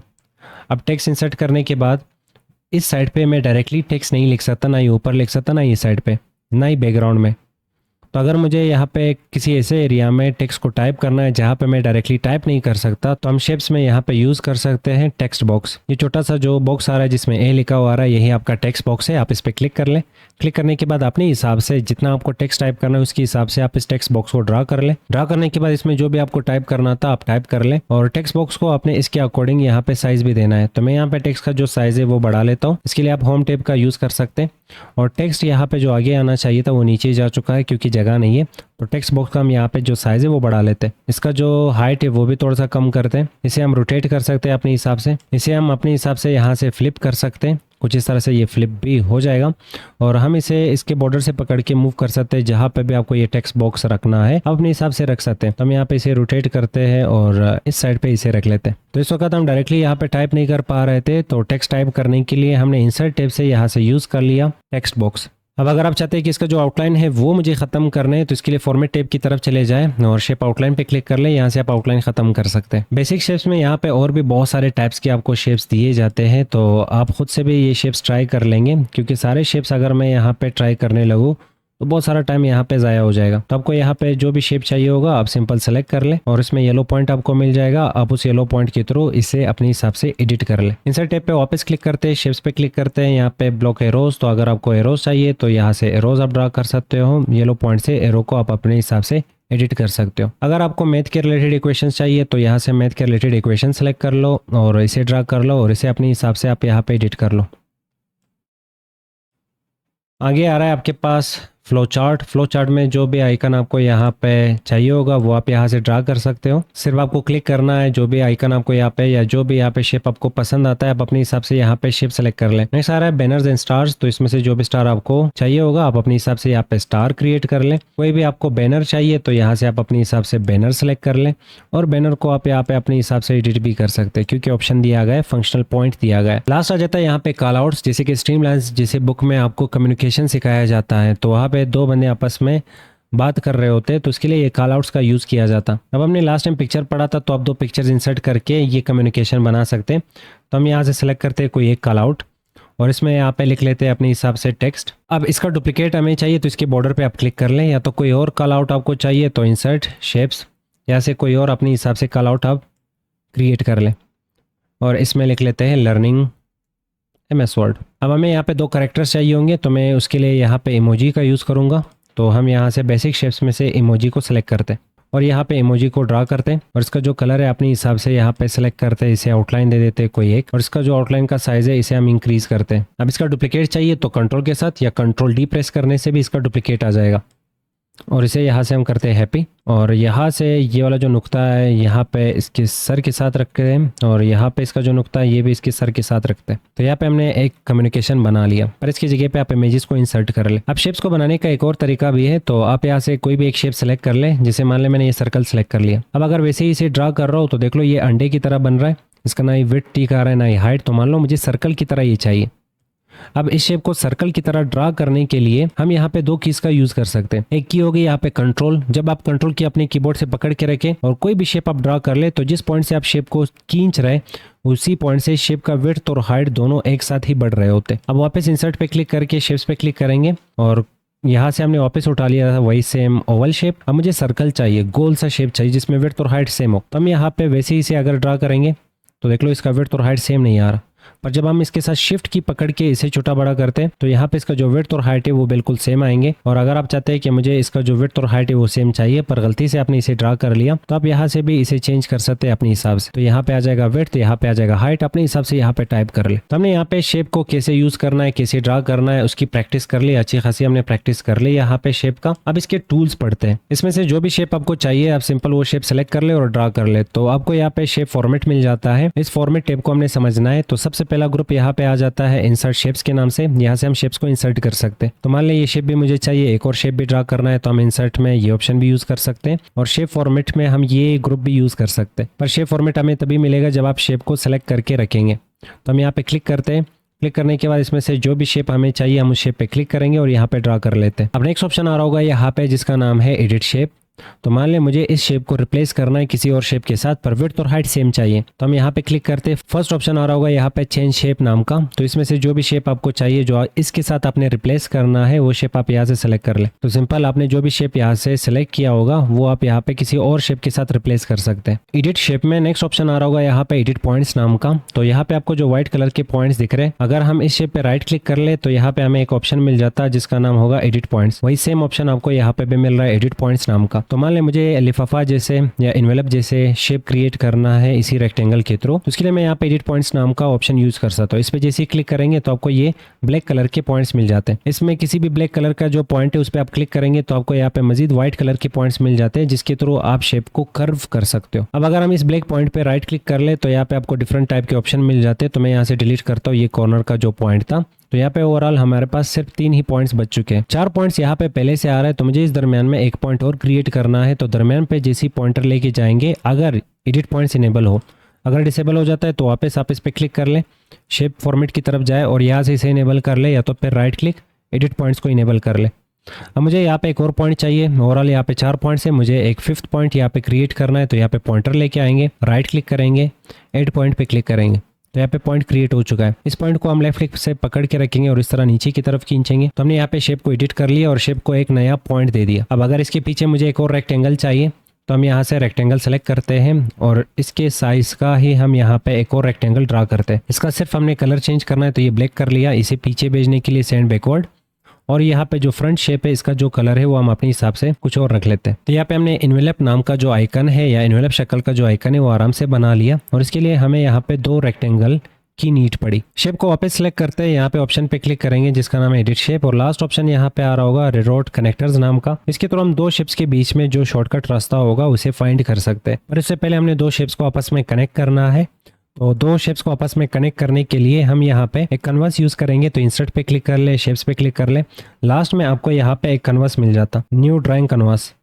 अब जैसे कि आप यहाँ से स्मार्ट आर्ट उठाते हैं, यहाँ से कोई भी स्मार्ट आर्ट आप सेलेक्ट कर ले, ओके पे क्लिक करेंगे तो यहाँ पे आपको एक कन्वर्स मिलता है और इसके इनसाइड ये शेप्स सेम इसी तरह आप अपने हिसाब से यहाँ से कन्वर्स ड्रा कर सकते हैं। सेम इसी तरह शेप्स के इनसाइड जाके आप लास्ट में ये ऑप्शन चूज कर ले तो ये आपको एक कन्वर्स दे देता है। इस कन्वर्स का जो साइज है वो अपने हिसाब से यहाँ पे छोटा और बड़ा कर सकते हो। इसमें हम शेप्स ड्रा करते हैं, पर एक चीज याद रख ले, जब भी आप शेप ड्रा करेंगे इसमें तो शेप आप इस कन्वर्स से और इस बॉर्डर से बाहर नहीं निकाल सकते। जैसे कि मैं यहाँ से इसमें ड्रा कर लेता हूँ ये राउंडेड रेक्टेंगल और एक और शेप यहाँ से उठाते हैं सर्कल, इसको हम यहाँ पे ड्रा करते हैं। अब इन दोनों शेप्स को आपस में कनेक्ट करना है, इन दोनों को आपस में रिलेशन बनाना है, जैसे कि आपको बुक्स में दिखाया गया है कोई डायग्राम की शक्ल में। इन दोनों को आपस में कनेक्ट करने के लिए हमने इंसर्ट में पढ़ा था कि आपके पास यहाँ पे लाइंस ग्रुप में एक ऑप्शन मिल जाता है जिसका नाम है कनेक्टर, एल्बो कनेक्टर। आप इस पे क्लिक कर लें और जैसे आप इसके इर्द गिर्द पॉइंटर लेके आओगे तो ये आपको कह रहा है कि किन पॉइंट्स में आप इसे कनेक्ट कर सकते हैं। तो हम यहाँ पे जो ऊपर वाला पॉइंट है इस पे लेफ्ट क्लिक पकड़ के रखेंगे और लेके आएंगे इसके करीब। यहाँ पे भी सेम इसी तरह के पॉइंट्स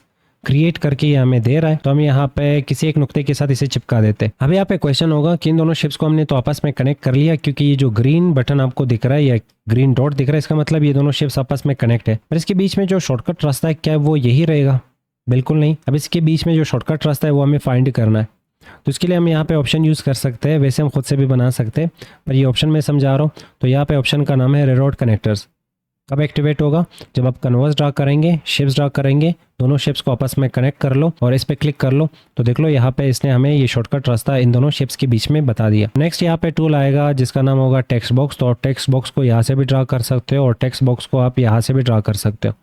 तो हम टेक्स्ट बॉक्स पे क्लिक करेंगे। अब इसकी इनसाइड हमें लिखना है, तो यहाँ पे हम इसकी इनसाइड कुछ भी लिख सकते हैं, जैसे मैंने अपना नाम लिखा। अब इसे आप मूव कर लो, पर हाँ ये रेक्टेंगल के बाहर नहीं निकलेगा। जो कन्वर्स का रेक्टेंगल हमें मिल रहा है उसके बाहर आप इसे नहीं निकाल सकते, पर आप इसे मूव कर सकते हो जहाँ पे भी रिक्वायरमेंट है उसके अकॉर्डिंग आप इसे रख लें। और इसको भी हम मूव कर सकते हैं कुछ इस तरह से, पर हाँ बाहर नहीं निकाल सकते।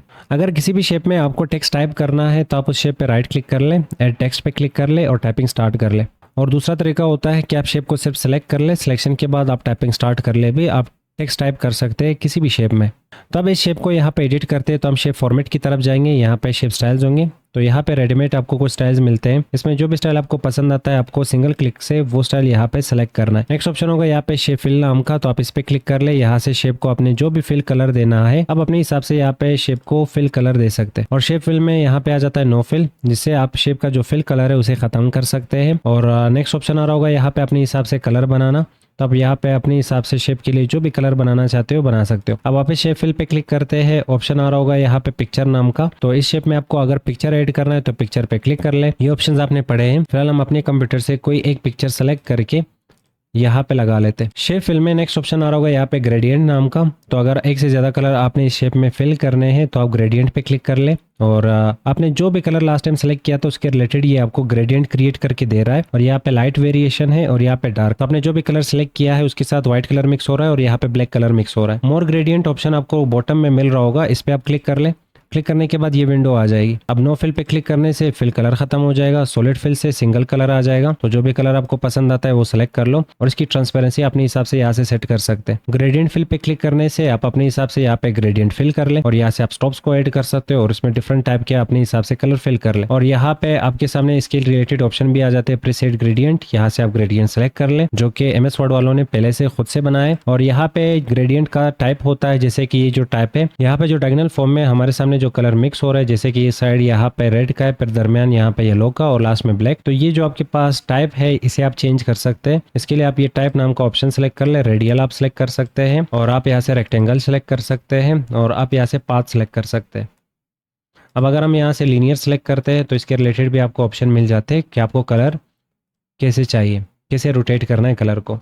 और आप अगर रेडियल सेलेक्ट करते हैं तो इसके रिलेटेड भी आपको ऑप्शंस मिल जाते हैं। और आगे भी इसके रिलेटेड ऑप्शंस है, वो इजी है, आप खुद से भी ट्राई कर सकते हैं। अब लास्ट में एक ऑप्शन है जिसका नाम है रोटेट विद शेप। अब यहाँ पे हम एक दफा कलर को वापस चेंज करेंगे, तो मैंने यहाँ से सिलेक्ट कर लिया लिनियर। अब मान ले मैं इस बॉक्स को यहाँ से रोटेट कर रहा हूँ, तो देख लो इसके साथ कलर भी यहाँ पे रोटेट हो रहा है। तो अगर आप चाहते हैं कलर रोटेट ना हो तो ये अनचेक कर ले और इसके बाद जैसे जैसे आप इसे रोटेट करेंगे तो देख लो कलर अपने सेम डायरेक्शन में अभी तक मौजूद है, पर सिर्फ और सिर्फ रोटेट हो रहा है यहाँ पे शेप। नेक्स्ट ऑप्शन आ रहा होगा यहाँ पे पिक्चर और टेक्सचर। तो इस पे क्लिक करने से आप वापस अपने कंप्यूटर से कोई भी पिक्चर फिल करना चाहते हैं तो यहाँ पे पिक्चर फिल कर सकते हैं। अगर कोई इमेज आपने कॉपी किया है उस इमेज को आप क्लिप बोर्ड से उठा के इस पे अप्लाई कर सकते हैं, जैसे कि लास्ट टाइम मैंने ये चीजें कॉपी किए थे। अब यहाँ पे नेक्स्ट आ जाता है टेक्सचर। तो टेक्सचर कुछ डिजाइन होते हैं जो कि MS वर्ड वालों ने फिर बनाए हैं, उनको यहाँ पे आप सेलेक्ट करके अपने शेप्स पे अप्लाई कर सकते हैं और इसे बैकग्राउंड में यूज कर सकते हैं।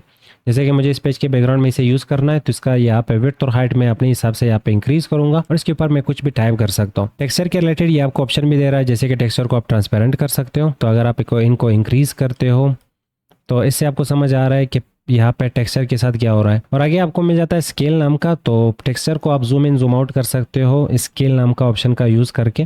जैसे कि मैं यहाँ से इसे कम कर रहा हूँ तो टेक्सचर में जो भी डिज़ाइन बनाया गया वो छोटा होता जा रहा है विड्थ की शक्ल में। इसी तरह आप इसका हाइट भी छोटा बड़ा कर सकते हो। इसके बाद इसका अलाइनमेंट होती है, तो आप इसे कहाँ पे अलाइन करना चाहते हैं। नेक्स्ट आ जाता है मिरर टाइप, तो आप मिरर टाइप भी यहाँ से इसे सेलेक्ट कर सकते हैं। अब लास्ट ऑप्शन यहाँ पे रह जाता है पैटर्न फिल नाम का, तो आप इस पर क्लिक कर ले। यहाँ पे 2 कलर्स के कम्बिनेशन से आप कलर बना लें, जैसे कि कपड़ों के डिज़ाइन होते हैं सेम इसी तरह आप यहाँ पे कोई भी एक पैटर्न सेलेक्ट कर ले। और यहाँ पे फोरग्राउंड और बैकग्राउंड कलर होता है, जैसे मैं फोरग्राउंड कलर सेलेक्ट करता हूँ रेड और बैकग्राउंड कलर सेलेक्ट करता हूँ यहाँ से ब्लैक। तो हमने यहाँ पे ये पैटर्न बना लिया। पैटर्न पसंद नहीं आ रहा तो आप यहाँ से पैटर्न अपने हिसाब से सेलेक्ट कर ले। शेप फिल में आपको ये सेम ऑप्शन यहाँ पे बॉटम में भी मिल जाता है, जैसे कि टेक्सचर का फिल करना पर क्लिक करोगे सेम विंडो आ जाएगी आपके सामने। नेक्स्ट ऑप्शन आ रहा होगा यहाँ पे शेप आउटलाइन नाम का, तो इस पे क्लिक करेंगे। क्लिक करने से शेप के जो भी आउटलाइन होंगे वो आप यहाँ से चेंज कर सकते हो। शेप के आउटलाइन को आप यहाँ पे वेट दे सकते हो। शेप आउटलाइन पे क्लिक करोगे, नेक्स्ट आ रहा है स्केच, जैसे कि हाथ से बनाया गया आउटलाइन, तो वो आप यहाँ से सिलेक्ट कर सकते हैं। और लास्ट ऑप्शन होगा इसमें डैशेज नाम का, तो आप यहाँ से डैशेज भी सिलेक्ट कर सकते हैं। डैशेज के भी अलग अलग यहाँ पे डिजाइन आ रहा है। अब जैसे ही शेप आउटलाइन पे क्लिक करेंगे, इनमें से किसी भी एक ऑप्शन के बॉटम वाले ऑप्शन पे क्लिक करेंगे, जैसे कि वेट में भी बॉटम में ऑप्शन आ रहा है मोर लाइन्स, यहाँ पे भी आ रहा होगा मोर लाइंस, यहाँ पे भी आ रहा होगा मोर लाइंस। तो इसमें आपको यहाँ पे मिल जाता है जैसे कि नो लाइन खत्म हो गई, सॉलिड लाइन से आप सिंगल लाइन यहाँ पे अप्लाई कर सकते हो। इसकी ट्रांसपेरेंसी सेट कर सकते हो, यहाँ से विड्थ बढ़ा सकते हो। स्केच्ड का यहाँ पे जो स्टाइल है वो चेंज कर सकते हो।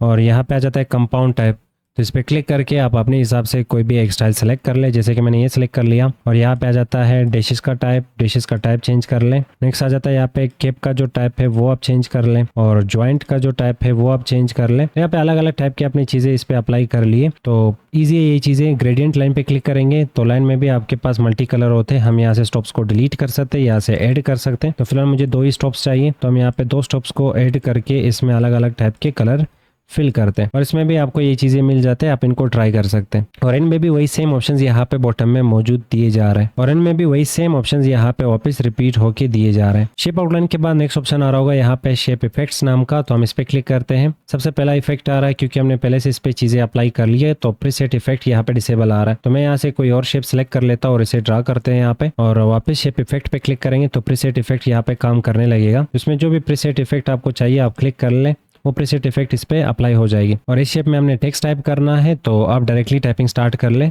तो मैं यहाँ पे अपना नाम वापस इसमें लिख लेता हूँ। शेप इफेक्ट्स पे क्लिक करेंगे, अलग अलग टाइप के यहाँ पे प्रीसेट आपको मिल जाते हैं। सिर्फ सिंगल क्लिक से आप प्रीसेट अप्लाई कर सकते हैं। अब प्रीसेट को बनाया जाता है इन ऑप्शंस का यूज करके। नेक्स्ट ऑप्शन आ रहा होगा यहाँ पे शेडो, तो शेडो हमें डार्क चीजों पे तो नजर नहीं आता, इस कलर को हम लाइट करते हैं। मैंने यहाँ से सिलेक्ट कर लिया रेड, और आउटलाइन खत्म करते हैं। अब वापस यहाँ पे शेप इफेक्ट्स पे क्लिक करेंगे, शेडो पे क्लिक करेंगे, ये आउटर शेडो है, बाहर की तरफ शेडो आ जाएगी।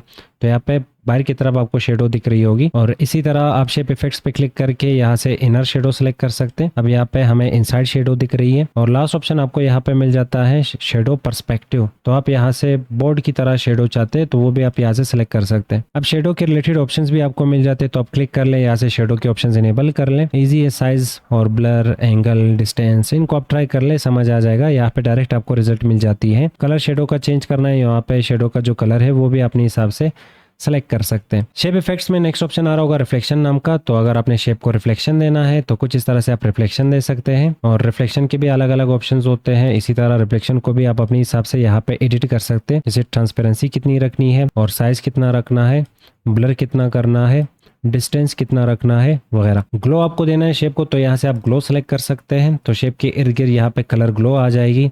और ग्लो के रिलेटेड भी आपको यहाँ पे ऑप्शन मिल जाते हैं, जैसे कि आपको यहाँ पे ग्लो का साइज कितना रखना है, कलर कौन सा रखना है। मैं यहाँ पे रेड कलर सेलेक्ट करता हूँ। और नेक्स्ट आपने इसे कितना ट्रांसपेरेंट रखना है। ग्लो के बाद नेक्स्ट ऑप्शन आ रहा होगा यहाँ पे सॉफ्ट एज के नाम से, तो अगर आपने शेप को साइडों से मिटा हुआ दिखाना है तो आप यहाँ पे यूज़ कर सकते हैं सॉफ्ट एज। तो यहाँ पे आपको दिख रहा होगा कि साइडों से हमारा जो शेप है वो कुछ मिटा हुआ हमें दिख रहा होगा, और इसके लिए हमने यहाँ पे यूज़ कर लिया शेप में सॉफ्ट एज। तो आप यहाँ पे जितना भी इसके लिए एज सेलेक्ट करना चाहो, एज मतलब यहाँ पे इसकी जो बॉर्डर साइड से उनको जितना मिटाना चाहो आप यहाँ पे मिटा हुआ उसे दिखा सकते हो। नेक्स्ट ऑप्शन आ रहा होगा यहाँ पे बेवल नाम का, तो बेवल आप शेप पे ट्राई कर सकते हैं, पर सॉफ्ट एज तो यहाँ पे मिट ही जाएगा। और बेवल हम ज्यादातर यहाँ पे यूज करते हैं जब भी हमें शेप को 3D रोटेशन देना हो। तो हम यहाँ पे एक और शेप उठा के ड्रा करते हैं। अब इस शेप को हमने यहाँ पे 3D रोटेशन दे देना है कोई भी एक, और इस शेप को हमने यहाँ पे बॉटम से डेप्थ देना है, तो इसके लिए हम यहाँ से यूज कर सकते हैं बेवल। अब बेवल के रिलेटेड यहाँ पे ऑप्शन आपको मिल जाते हैं, क्लिक कर लो, 3D ऑप्शन पे क्लिक कर लो, और यहाँ पे टॉप बेवल हुआ, यहाँ पे आप बॉटम बेवल सेलेक्ट कर ले तो बॉटम में भी बेवल आ जाएगा। और यहाँ पे कलर आप सेलेक्ट कर ले, और यहाँ पे काउंटर कलर आप सिलेक्ट कर लें और नेक्स्ट आप यहाँ से इसका साइज बढ़ा सकते हैं। और इसमें अगर आपको टेक्स्ट लिखना है तो डायरेक्ट टाइपिंग स्टार्ट कर लें, इसमें टेक्स्ट आपका आ जाएगा। टेक्स्ट को हमने यहाँ पे छोटा रखा है तो इसे हम सेलेक्ट करके बड़ा कर लेते हैं, तो इसे सेलेक्ट कर लिया। यहाँ से हम इसे साइज दे देते हैं, वापस इसके बॉर्डर पे क्लिक करेंगे तो कुछ इस तरह से हमने ये कार्ड बना लिया। और इसके लिए हमने यहाँ पे यूज कर लिया 3D फॉर्मेट ऑप्शन। तो यहाँ पे आपके पास लाइट इफेक्ट्स भी है, आप जिस टाइप का इस पे लाइट इफेक्ट अप्लाई करना चाहते हो वगैरह। शेप फॉर्मेट में हम यहाँ पे शेप स्टाइल्स के रिलेटेड जितने ऑप्शन थे वो समझ चुके हैं। नेक्स्ट ग्रुप आ रहा होगा यहाँ पे वर्ड आर्ट स्टाइल्स नाम का। तो हम यहाँ पे जब भी टेक्स्ट लिखते हैं उस टेक्स्ट को हमने स्टाइल करना है तो इस ग्रुप का हम यूज कर सकते हैं। तो फिलहाल यहाँ पे टेक्स्ट नहीं आ रहा, इसी वजह से ऑप्शन यहाँ पे डिसेबल्ड है। हम यहाँ पे टाइप करते हैं कुछ टेक्स्ट। अब इस टेक्स्ट को सिलेक्ट करके इसे साइज दे देते हैं, तो आप इसके लिए होम टैब का भी यूज कर सकते हैं। और कोई एक फॉन्ट हम यहाँ पे इसे सेलेक्ट करते हैं, तो यहाँ से हम इम्पैक्ट सेलेक्ट करते हैं। इम्पैक्ट थोड़ा सा मोटा फॉन्ट है तो इसमें चीजें हमें वाजे नजर आएंगे। तो यहाँ से प्रीसेट यहाँ पे कुछ स्टाइल्स बने हुए हैं, तो इसमें से जो भी स्टाइल आपको पसंद आता है आप वो स्टाइल यहाँ से सेलेक्ट कर ले। अब अगर हमें ये फिल कलर इसका चेंज करना है तो यहाँ पे क्लिक करके हम फिल कलर चेंज कर सकते हैं। और यहाँ पे क्लिक करके आप यहाँ पे नो फिल पे क्लिक करने से फिल कलर ख़त्म कर सकते हैं, तो कलर नज़र नहीं आएगा, पर हम यहाँ से आउटलाइन इनेबल कर सकते हैं। अब सिर्फ हमें यहाँ पे आउटलाइन दिख रही होगी, पर फिल कलर यहाँ पे हमने ख़त्म कर लिया। वापस यहाँ पे टेक्स्ट फिल पे क्लिक करेंगे और इसमें यहाँ पे नेक्स्ट ऑप्शन होगा ग्रेडियंट नाम का, तो यहाँ से आप ग्रेडियंट बना सकते हैं, एक से ज़्यादा कलर इसमें फिल कर सकते हैं। इस वक्त हमने यहाँ से ऑप्शन सेलेक्ट कर लिया नो फिल, तो यहाँ पे फिल कलर इसका नहीं है तो नो फिल यहाँ पे सिलेक्टेड है। सॉलिड फिल पे क्लिक करेंगे तो एक कलर, और वो एक कलर आप यहाँ से चेंज कर सकते हैं और इसे यहाँ से आप ट्रांसपेरेंट कर सकते हैं अपने हिसाब से। अब नेक्स्ट आ रहा होगा यहाँ पे ग्रेडियंट फिल, तो प्रीसेट ग्रेडियंट आपको मिल जाते हैं, जो भी स्टाइल पसंद आता है सेलेक्ट कर लें। और जो भी ग्रेडियंट आपने यहाँ पे सिलेक्ट किया होगा, जैसे कि यहाँ से हम स्टॉप्स को ऐड कर सकते हैं, यहाँ से डिलीट कर सकते हैं। एक को ब्लैक करना था और दूसरे को यहाँ पे मुझे करना है रेड, या तो फिर हम रेड एंड येलो का कॉम्बिनेशन करते हैं यहाँ पे। अब इसका जो टाइप है वो आप यहाँ से चेंज कर सकते हैं और यहाँ पे इसे डायरेक्शन दे सकते हैं अपने हिसाब से, जो भी डायरेक्शन देना है कलर को, जो भी टाइप आपने यहाँ से सिलेक्ट किया है उसको आप यहाँ से डायरेक्शन दे सकते हैं। फिलहाल हम यहाँ से लीनियर सेलेक्ट करते हैं और डायरेक्शन ये वाला। इसके बाद कलर आपने कौन सा सिलेक्ट किया था इन स्टॉप्स के लिए वो आप यहाँ से देख सकते हैं और कलर को वापस चेंज कर सकते हैं यहाँ से। और लास्ट में यहाँ पे पोजीशन होता है, जैसे कि कलर को यहाँ से आप आगे की तरफ भेज सकते हैं और यहाँ से भी आगे की तरफ। तो यहाँ पे देख लो कलर मिक्स नहीं हो रहे, ऊपर रेड कलर आ रहा है, नीचे येलो कलर आ रहा है।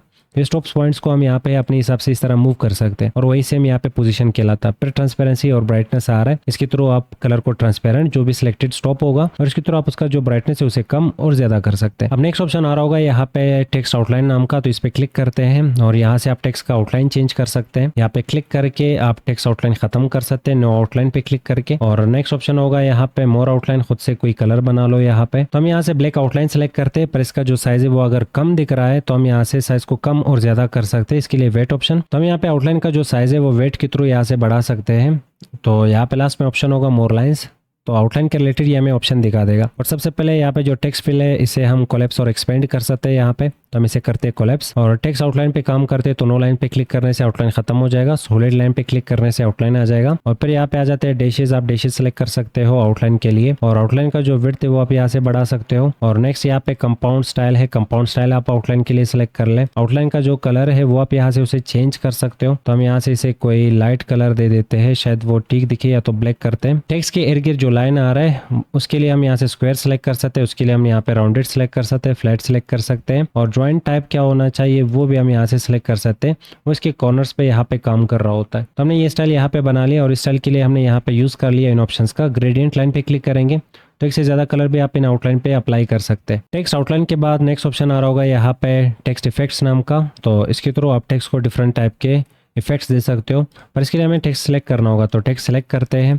और यहाँ से हम टेक्स्ट को शेडो दे सकते हैं, जैसे कि आउटर शेडो, बाहर की तरफ शेडो हमें दिखेगी। और अगर हम यहाँ से सिलेक्ट करते हैं इनर शेडो तो इनसाइड हमें यहाँ पे शेडो दिखेगी। और स्टाइल यहाँ पे थोड़ा सा अलग हो चुका है टेक्स्ट का। और शेडो में लास्ट यहाँ पे आ जाता है वही सेम पर्सपेक्टिव, तो आप यहाँ से पर्सपेक्टिव सिलेक्ट कर सकते हैं। फिलहाल हमने यहाँ पे इनर शेडो और इसके ऑप्शंस हम यहाँ से इनेबल करके शेडो को आप मजीद अपने हिसाब से कस्टमाइज कर सकते हो। तो इसके लिए आप यहाँ पे प्रीसेट एक शेडो सेलेक्ट कर ले, फिर यहाँ से आप कलर चूज कर ले, कलर क्या रखना है शेडो का, और इसके बाद ट्रांसपेरेंसी शेडो का कितना रखना है।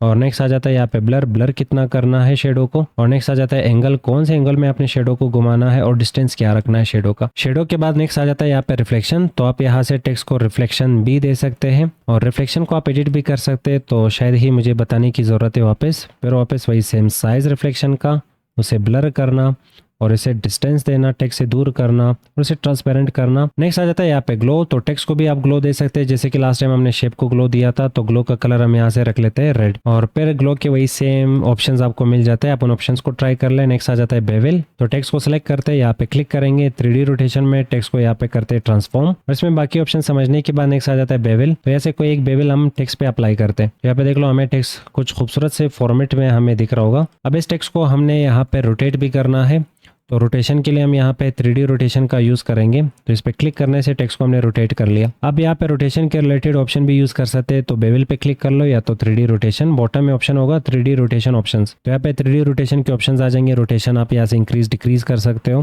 और यहाँ पे बेवल के रिलेटेड ऑप्शन आ जाते हैं, जैसे कि टॉप बेवल आपने सेलेक्ट कर लिया ये वाला, तो बॉटम बेवल हम यहाँ से सेलेक्ट करते हैं ये वाला, और यहाँ से डेप्थ हम सेलेक्ट करते हैं, उसका कलर रखते हैं यहाँ पे रेड, और यहाँ पे बाकी ऑप्शंस भी हैं, और डेप्थ का यहाँ पे हम साइज़ बढ़ाते हैं, और यहाँ से कोई एक बॉर्डर कलर इसे दे देते हैं, और उसका जो साइज़ है वो हम थोड़ा सा कम करते हैं। अब यहाँ पे मटेरियल्स आ जाता है, तो इफेक्ट्स आ जाते हैं। आप यहाँ से लाइट इफेक्ट जो भी यहाँ पे सिलेक्ट करना चाहते हैं, इस टेक्स्ट को देना चाहते हैं, अपने हिसाब से यहाँ पे लाइट इफेक्ट इस टेक्स्ट को दे सकते हैं। आपको यहाँ पे इफेक्ट्स नजर आ रहे होंगे। अब ये रिफ्लेक्शन आपको खत्म करना है तो खत्म कर सकते हो। फिलहाल हमने यहाँ पे एक खूबसूरत सा इफेक्ट बना लिया, और इसके लिए हमने यहाँ पे यूज कर लिया bevel and 3D rotation. Text effects में लास्ट ऑप्शन रह जाता है ट्रांसफॉर्म नाम का, तो ये हमेशा टेक्स्ट पे हम ट्राई कर रहे होते हैं, अप्लाई कर रहे होते हैं। पर इसके लिए हम यहाँ पे एक टेक्स्ट बॉक्स ड्रा करते हैं। तो टेक्स्ट बॉक्स उठा के इसमें कुछ टेक्स्ट हम लिखते हैं, जैसे मैंने यहाँ पे इसमें लिखा नसीब कोड स्टूडियो, और इस टेक्स्ट को सिलेक्ट करके इसे हम साइज दे देते हैं। अब इस सर्कल के इर्द गिर्द मुझे टेक्स्ट कुछ इस तरह से ट्रांसफॉर्म करना है, जैसे कि बोर्ड्स वगैरह पे आपने देखा होगा। तो इसे ट्रांसफॉर्म करने के लिए हम टेक्स्ट इफेक्ट्स की तरफ चले जाएंगे,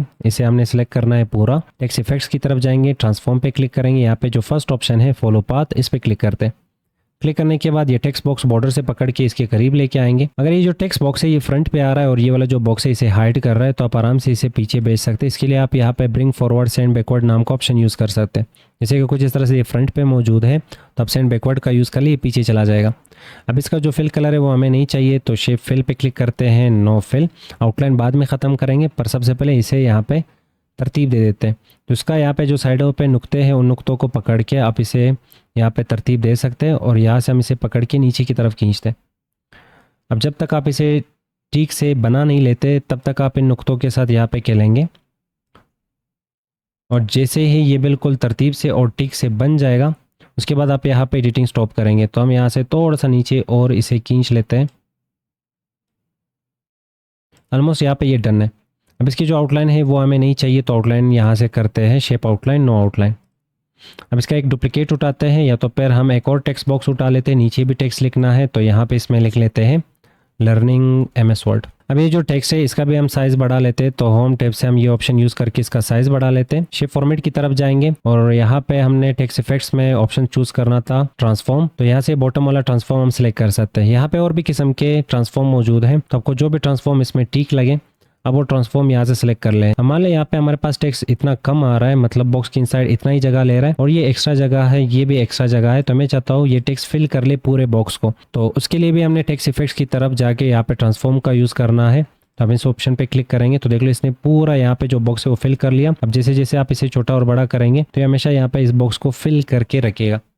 फिलहाल हमने ये ऑप्शन सेलेक्ट नहीं करना था, यहाँ पे क्लिक करके ट्रांसफॉर्म में ये वाला ऑप्शन सेलेक्ट करते हैं, और यहाँ से इसे एक दफ़ा करते हैं सेंटर, और इसके बाद यहाँ पे इसे पीछे भेज देते हैं, तो सेंड बैकवर्ड। और ये नुक्ता पकड़ के हमने ऊपर की तरफ खींचना है ताकि ये रोटेट हो जाए, और टेक्स्ट काफ़ी ज़्यादा छोटा आ रहा है, तो टेक्स्ट को सिलेक्ट करके हम यहाँ पे टेक्स्ट का जो साइज़ है वो बढ़ा लेते हैं। अब वापस बॉर्डर पे क्लिक करेंगे, और लर्निंग MS वर्ड इससे थोड़ा सा और नीचे की तरफ खींच लेते हैं। यहाँ से ये नुक्ता और सेंटर करते हैं हम, यहाँ पे थोड़ा सा और सेंटर। ऑलमोस्ट यहाँ पे ये हमारा जो लोगो है वो डन हो चुकी है। इस शेप को हमने थोड़ा सा छोटा करना है ताकि ये अच्छा दिखे, तो यहाँ से इस शेप को हमने शिफ्ट के साथ इस तरह छोटा करना है, और लर्निंग MS वर्ड इसके करीब ले जाके यहाँ पे करते इसे सेंटर, और यहाँ से ये नुक्ता नीचे की तरफ खींचते हैं।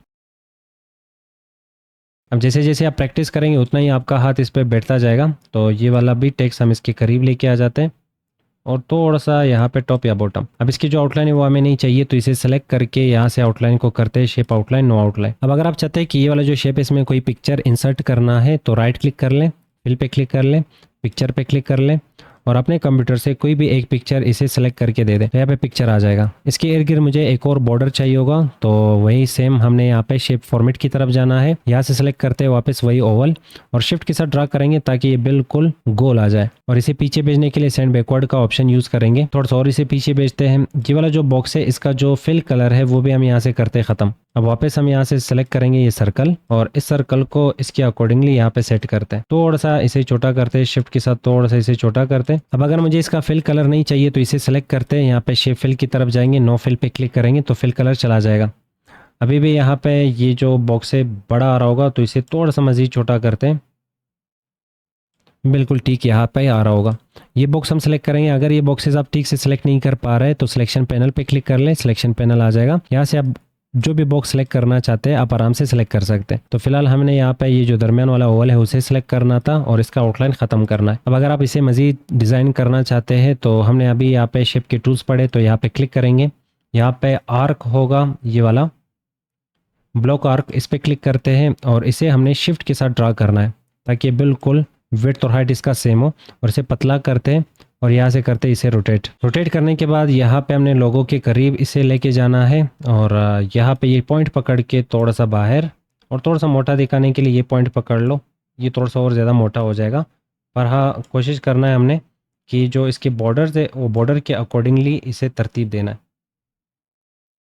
अब इसकी आउटलाइन नहीं चाहिए तो शेप आउटलाइन, नो आउटलाइन पे क्लिक करते हैं, आउटलाइन खत्म हो जाएगा। ऑलमोस्ट यहाँ पे हमारा जो नीचे वाला डिजाइन था वो बन चुका है और इसका कलर भी हम यहाँ से करते हैं ये डार्क रेड, और इसका जो कलर है वो हम यहाँ से सेलेक्ट करते हैं रेड, और इस रेड को हम थोड़ा सा और डार्क की तरफ लेके जाएंगे। तो मोर कलर्स, कस्टम की तरफ आके यहाँ पे इसे करते हैं थोड़ा सा डार्क। अब यहाँ पे थोड़ा सा मजीद अगर आप इसमें डिजाइनिंग करना चाहते हैं तो यहाँ से उठा लो वापस वही सेम रेक्टेंगल, यहाँ से सिलेक्ट करते हैं रेक्टेंगल और यहाँ पे ये शेप ड्रा करते हैं। ड्रा करने के बाद यहाँ पे हमें एक नुक्ता बनाना होगा, तो इस पे करते हैं राइट क्लिक, एडिट पॉइंट्स, और एडिट पॉइंट्स के बाद यहाँ पे हम राइट क्लिक करते हैं, एड पॉइंट, ये पॉइंट आ जाएगा, इसे ऊपर की तरफ खींचते हैं। और ये वाला जो शेप है इसे थोड़ा सा हमने डार्क करना है, रेड देना है, पर रेड में थोड़ा सा मजीद डार्क। तो शेप फिल, यहाँ पे मोर फिल कलर, और इसे मजीद हम यहाँ से डार्क करते हैं, ओके पे क्लिक करते हैं। और इसकी जो आउटलाइन है वो नहीं चाहिए तो शेप आउटलाइन, नो आउटलाइन, और इसे सेलेक्ट करके कंट्रोल और शिफ्ट की पकड़ के रखना है, इस साइड पे लेके आना है और दोनों को सेलेक्ट करके हमें पीछे भेजना है, तो सेंड बैकवर्ड, यहाँ पे ये पीछे चले जाएंगे। शेप फॉर्मेट में नेक्स्ट ग्रुप आ रहा होगा यहाँ पे टेक्स्ट नाम का, तो इसके थ्रू आप टेक्स्ट को अलाइन कर सकते हो और टेक्स्ट को डायरेक्शन दे सकते हैं। तो मान लें यहाँ पे कुछ टेक्स्ट लिख लेते हैं, जैसे वापस मैं यहाँ पे अपना नाम लिख लेता हूँ और टेक्स्ट को करते हैं सेलेक्ट कंट्रोल ए करके, और यहाँ पे टेक्स्ट को हम डायरेक्शन दे सकते हैं जिस डायरेक्शन में भी आप टेक्स्ट को घुमाना चाहते हैं। अब टेक्स्ट यहाँ पे 2 लाइनों में आ रहा है क्योंकि इसका जो हाइट है वो कम है, तो यहाँ से हम हाइट बढ़ाते हैं तो 1 लाइन में आ जाएगा। फिर सिलेक्शन करेंगे कंट्रोल ए करके, यहाँ पे टेक्स्ट बॉक्स के इनसाइड क्लिक कर लो, जब कर्सर ब्लिंक करने लगेगा कंट्रोल ए प्रेस कर लें और यहाँ से आप जो भी डायरेक्शन टेक्स्ट को देना चाहते हैं आप अपने हिसाब से यहाँ पे डायरेक्शन दे सकते हैं। अब टेक्स्ट को अलाइन करना है उसी बॉक्स के इनसाइड, कि अपने बॉटम में रखना है या तो फिर स्टार्ट में रखना है, तो वो अलाइनमेंट भी यहाँ से दे सकते हैं। फिलहाल हम हॉरिजॉन्टल रख के टेक्स्ट को यहाँ पे हम अलाइन कर सकते हैं। अब नेक्स्ट आ रहा है यहाँ पे क्रिएट लिंक, ये ऑप्शन शायद ही आप कभी यूज़ कर लें। तो हम यहाँ पे एक टेक्स्ट बॉक्स उठा के यहाँ पे ड्रा करते हैं, एक और टेक्स्ट बॉक्स उठा के यहाँ पे हम ड्रा करते हैं, एक और टेक्स्ट बॉक्स उठा के हम यहाँ पे ड्रा करते हैं। हमारे पास ओवरऑल 3 टेक्स्ट बॉक्सेज आ चुके हैं। तो मैं यहाँ पे वो फंक्शन लगा लेता हूँ, फार्मूला लगा लेता हूँ RAND ब्रैकेट स्टार्ट क्लोज, और जैसे ही इंटर करेंगे तो ये हमें रैंडम टेक्स्ट जनरेट करके दे देगा। हमें पता है कि वो जो रैंडम टेक्स्ट है वो ज़्यादा है, तो इस बॉक्स का साइज़ बढ़ाने से वो टेक्स्ट हमें दिखने लगेगा। पर मैं चाहता हूँ इस बॉक्स का जो साइज़ है वो मुझे नहीं बढ़ाना, पर जो टेक्स्ट इससे ओवरफ्लो कर रहा है, जो इससे बाहर निकल रहा है, वो टेक्स्ट इस बॉक्स की बजाय इसमें आना चाहिए। अब जो इसमें ओवरफ्लो करेगा वो इसमें आना चाहिए। तो इन सारे बॉक्सेस को आपस में हमने लिंक करना है। तो लिंक करने के लिए हम ऑप्शन यूज़ कर सकते हैं जिसका नाम होगा क्रिएट लिंक। तो आप यहाँ पे उस बॉक्स को सिलेक्ट कर ले जिसमें टेक्स्ट आ रहा है, क्रिएट लिंक पे क्लिक कर ले, और जब आप यहाँ पे गौर करेंगे तो देख लो हमारे पास ये जो बाल्टी टाइप का सिंबल आ रहा है वो इस बॉक्स का जो टेक्स्ट ओवरफ्लो कर रहा है वो इस बॉक्स में ड्रॉप करने जा रहा है। तो क्लिक करेंगे तो जो टेक्स्ट यहाँ से ओवरफ्लो कर रहा था वो इसमें आ चुका है, इससे अभी भी टेक्स्ट बाहर निकल रहा है। तो मैं चाह रहा हूँ जो टेक्स्ट इससे ओवरफ्लो कर रहा है वो इसमें आना चाहिए। तो वापस इस बॉक्स को सिलेक्ट करेंगे, क्रिएट लिंक पे क्लिक करेंगे, इस बॉक्स पे क्लिक करते हैं। तो इस तरह हमने यहाँ पे बॉक्स को आपस में रिलेशन दे दिया। तो इसमें जो भी आप चीजें टाइप करेंगे वो चीजें यहाँ से ज्यादा होके इस बॉक्स में आएंगे और उस बॉक्स से ज्यादा होके नेक्स्ट बॉक्स में आएंगे। अब अगर ये जो लिंक से खत्म करने हैं तो आप बॉक्स पे क्लिक कर ले और क्रिएट लिंक की बजाय आपके पास यहाँ पे आ जाएगा ब्रेक लिंक, आप इस पे क्लिक कर ले और इसी तरह हम इस बॉक्स पे क्लिक करेंगे। क्लिक करने के बाद ब्रेक लिंक पे क्लिक करते हैं। तो इस तरह हमने यहाँ पे जो इनके लिंक्स थे वो वापस ब्रेक कर लिए। तो इस ऑप्शन के थ्रू आप जो शेप्स है उनको आपस में लिंक कर सकते हो। और अगर आपको कोई भी शेप डिफाइन करना है, डिस्क्राइब करना है, मजीद डिटेल देना है उसके रिलेटेड, तो शेप को सेलेक्ट कर लो, ऑल टेक्स्ट पे क्लिक कर लो। तो यहाँ पे इस बॉक्स में आप इस बॉक्स के रिलेटेड या इस शेप के रिलेटेड चीजें टाइप कर सकते हो, टेक्स्ट टाइप कर सकते हो, या तो फिर इस शेप को आप यहाँ पे डिस्क्राइब कर सकते हो। नेक्स्ट ऑप्शन आ रहा होगा यहाँ पे पोजीशन नाम का। तो इसके थ्रू हम शेप को पोजीशन दे सकते हैं। तो आप शेप को सिलेक्ट कर ले इसके बॉर्डर पे क्लिक करने से और पोजीशन पे क्लिक कर ले। तो जहाँ पे भी आपने इस शेप को रखना है आप अपने हिसाब से इस शेप को रख सकते हैं। अब शेप में यहाँ पे लास्ट के दो ग्रुप रह जाते हैं, एक अरेंज नाम का और दूसरा साइज नाम का। तो अरेंज में यहाँ पे फर्स्ट ऑप्शन हमें मिल जाता है पोजीशन नाम का। तो इसके थ्रू हम यहाँ पे शेप को पोजीशन दे सकते हैं। तो शेप अगर आप चाहते हैं कि यहाँ वहाँ मूव करना है, जैसे कि मैं यहाँ पे लेफ्ट क्लिक के थ्रू इसे यहाँ वहाँ मूव कर रहा हूँ। आप जहाँ पे भी शेप को रखना चाहते हैं अपनी मर्जी से भी रख सकते हैं। अगर कोई परफेक्ट पोजीशन आपको चाहिए होगा, जैसे कि मुझे इस पेज के सेंटर में इसे रखना है, तो हमसे गलती हो सकती है। तो आप यहाँ पे पोजीशन पे क्लिक कर लें और यहाँ से सेंटर ऑप्शन सेलेक्ट कर लें। तो यहाँ पे जो शेप है वो बिल्कुल सेंटर अलाइन हो जाएगा। तो हम यहाँ पे क्लिक करके बाकी पोजीशन भी सेलेक्ट कर सकते हैं, जैसे कि टॉप राइट होगा, बॉटम राइट होगा और ये बॉटम लेफ्ट होगा और ये टॉप लेफ्ट होगा। इसी तरह बाकी भी पोजीशन है। तो आपको जो भी पोजीशन शेप को देना है आप यहाँ से चूज कर सकते हैं। इसके रिलेटेड यहाँ पे और भी आपको ऑप्शन दिए जाते, शायद ही उनकी नीड आपको पड़े। नेक्स्ट ऑप्शन आ रहा होगा यहाँ पे रैप टेक्स्ट नाम का और रैप टेक्स्ट के थ्रू हम शेप को हैंडल कर सकते हैं टेक्स्ट के साथ। तो इसके लिए हमें टेक्स्ट की नीड पड़ेगी। हम फंक्शन लगा लेते हैं इज इक्वल टू रेंड और फिर ब्रैकेट स्टार्ट क्लोज एंटर। हमें यहाँ पे टेक्स्ट मिल चुका है। अब इस टेक्स्ट के साथ हमें शेप को हैंडल करना है। तो हम लेफ्ट क्लिक से शेप को इस तरह मूव कर सकते हैं, जहाँ पे रखना चाहते हैं शेप को टेक्स्ट के साथ आराम से यहाँ पे हम इसे मूव करके रख सकते हैं। पर टेक्स्ट को करते हैं यहाँ पे सिलेक्ट और यहाँ से करते हैं इसे जस्टिफाई। शेप पे क्लिक करेंगे, शेप फॉर्मेट पे क्लिक करते हैं, रैप टेक्स्ट पे क्लिक करते हैं। इन लाइन पे क्लिक करने से शेप यहाँ पे वर्ड्स की तरह और जो लेटर्स आपको यहाँ पे दिख रहे हो उनकी तरह यहाँ पे बिहेव कर रहा होगा। तो ये लाइन के साथ यहाँ पे लेटर बाय लेटर मूव कर सकते हो। तो यहाँ पे रैप टेक्स्ट में हमने इनलाइन ऑप्शन चूज कर लिया। नेक्स्ट ऑप्शन होगा स्क्वायर। इस पे क्लिक करने से चारों साइडों पे शेप के इर्द गिर्द टेक्स्ट आ जाएगा। अब टाइट और थ्रो के थ्रू हम टेक्स्ट को और करीब लेके जा सकते हैं शेप के इर्द गिर्द। तो मान ले मैं यहाँ पे शेप को कुछ इस तरह से सर्कल कर लेता हूँ। अब शेप में हमें यहाँ पे दिख रहा होगा कि हाँ साइडों पे जगह है पर टेक्स्ट की साइडों पे क्यों नहीं आ रहा, क्योंकि हमने यहाँ पे ऑप्शन सेलेक्ट किया है रैप टेक्स्ट में स्क्वायर नाम का। स्क्वायर मीन चार साइडों में आपके पास टेक्स्ट आएगा शेप के इर्द गिर्द। और अगर आप चाहते हैं यहाँ पे भी टेक्स्ट आना चाहिए तो टाइट सेलेक्ट कर ले या तो थ्रो सेलेक्ट कर ले। नेक्स्ट ऑप्शन होगा यहाँ पे टॉप एंड बॉटम। तो टॉप एंड बॉटम शेप के ऊपर और नीचे टेक्स्ट होगा, लेफ्ट और राइट पे टेक्स्ट नहीं आएगा। नेक्स्ट ऑप्शन आएगा यहाँ पे बिहाइंड द टेक्स्ट। शेप यहाँ पे पीछे जा चुका है और अगर आप चाहते हैं इसे फ्रंट में लेके आना है तो हम इन फ्रंट ऑफ टेक्स्ट पे क्लिक करके इसे आगे लेके आ सकते हैं। और यहाँ पे मजीद ऑप्शंस भी दिए गए। मान लें मैं यहाँ पे इसे सिलेक्ट करके थोड़ा सा इसका जो साइज है वो छोटा कर लेता हूँ और यहाँ पे हम इसे सेट करते हैं। रैप टेक्स्ट पे क्लिक करेंगे और यहाँ पे ऑप्शन देते हैं इसे स्क्वायर। अब मान ले यहाँ पे जो टेक्स्ट है, ये वाला जो टेक्स्ट है इसे मुझे नीचे शिफ्ट करना है, इसके बगल में मुझे ये टेक्स्ट नहीं चाहिए। तो हम यहाँ पे इस पे राइट क्लिक करके एडिट पॉइंट्स या तो फिर शेप फॉर्मेट रैप टेक्स्ट और यहाँ पे ऑप्शन का नाम होगा एडिट पॉइंट्स, आप इस पर क्लिक कर लें। क्लिक करने के बाद ये नुक्ते इसके इर्द गिर्द आ जाएंगे। हाँ नुक्ते डिपेंड करता है शेप के ऊपर कि आपने किस टाइप का शेप सेलेक्ट किया हो।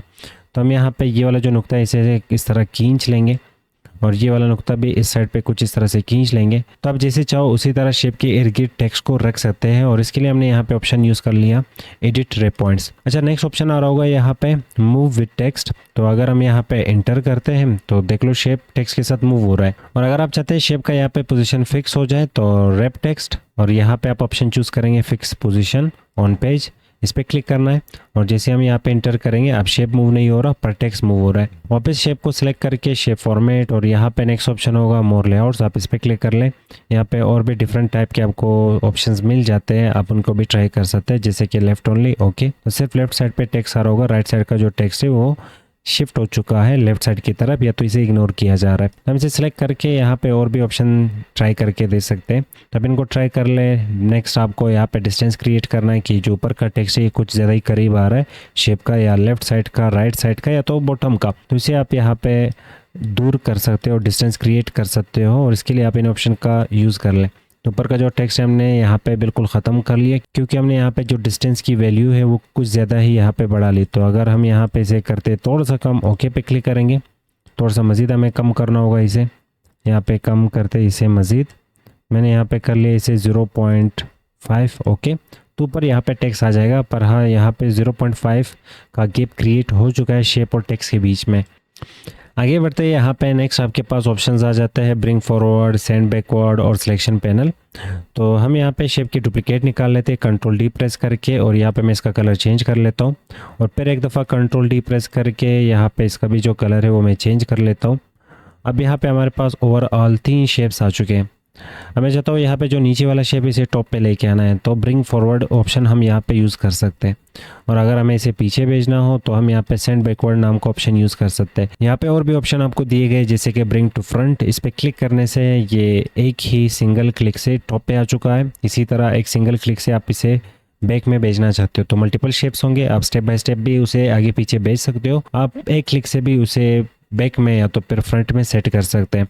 अगर आप टेक्स्ट के साथ भी काम कर रहे हैं तो आप यहाँ पे इस ऑप्शन का यूज़ कर सकते हैं bring in front of text, पर इसके लिए हमें रैप टेक्स्ट में एक ऑप्शन चूज़ करना है जिसका नाम होगा बिहाइंड टेक्स्ट। तो यहाँ पे टेक्स्ट के पीछे जा चुका है ये वाला शेप, इसे फ्रंट में लेके आना है, तो हम यहाँ पे क्लिक करेंगे bring in front of text, तो ये टेक्स्ट के फ्रंट पे आ जाएगा। इसी तरह यहाँ पे क्लिक करके सेंड बिहाइंड टेक्स्ट, तो यहाँ पे ये पीछे चला जाएगा। सिलेक्शन पैनल पे क्लिक करने से यहाँ पे आप शेप्स को अलग अलग सेलेक्ट कर सकते हो, शेप को हाइड अनहाइड कर सकते हो, और यहाँ पे सबको एक साथ शो कर सकते हो, सबको एक साथ हाइड कर सकते हो। तो जब भी कोई एक शेप अगर बैकग्राउंड में मौजूद है और वो सिलेक्ट आप नहीं कर पा रहे तो आप यहाँ पे यूज़ करेंगे हमेशा सिलेक्शन पैनल का, तो यहाँ से वो शेप आप सेलेक्ट कर सकते हैं। जो भी शेप आप सेलेक्ट करना चाहते हैं, बॉर्डर पे पॉइंटर लेके जाए तो आप इस तरह इसे मूव कर सकते हैं। नेक्स्ट ऑप्शन आ रहा होगा यहाँ पे अलाइन नाम का, इसके थ्रू हम एक शेप को दूसरे शेप के अकॉर्डिंगली अलाइन कर सकते हैं। जैसे कि कंट्रोल डी हम इसके डुप्लीकेट उठा लेते हैं, और यहाँ पे इसका कलर हमने चेंज कर लिया, थोड़ा सा इसे साइज़ दे देते हैं।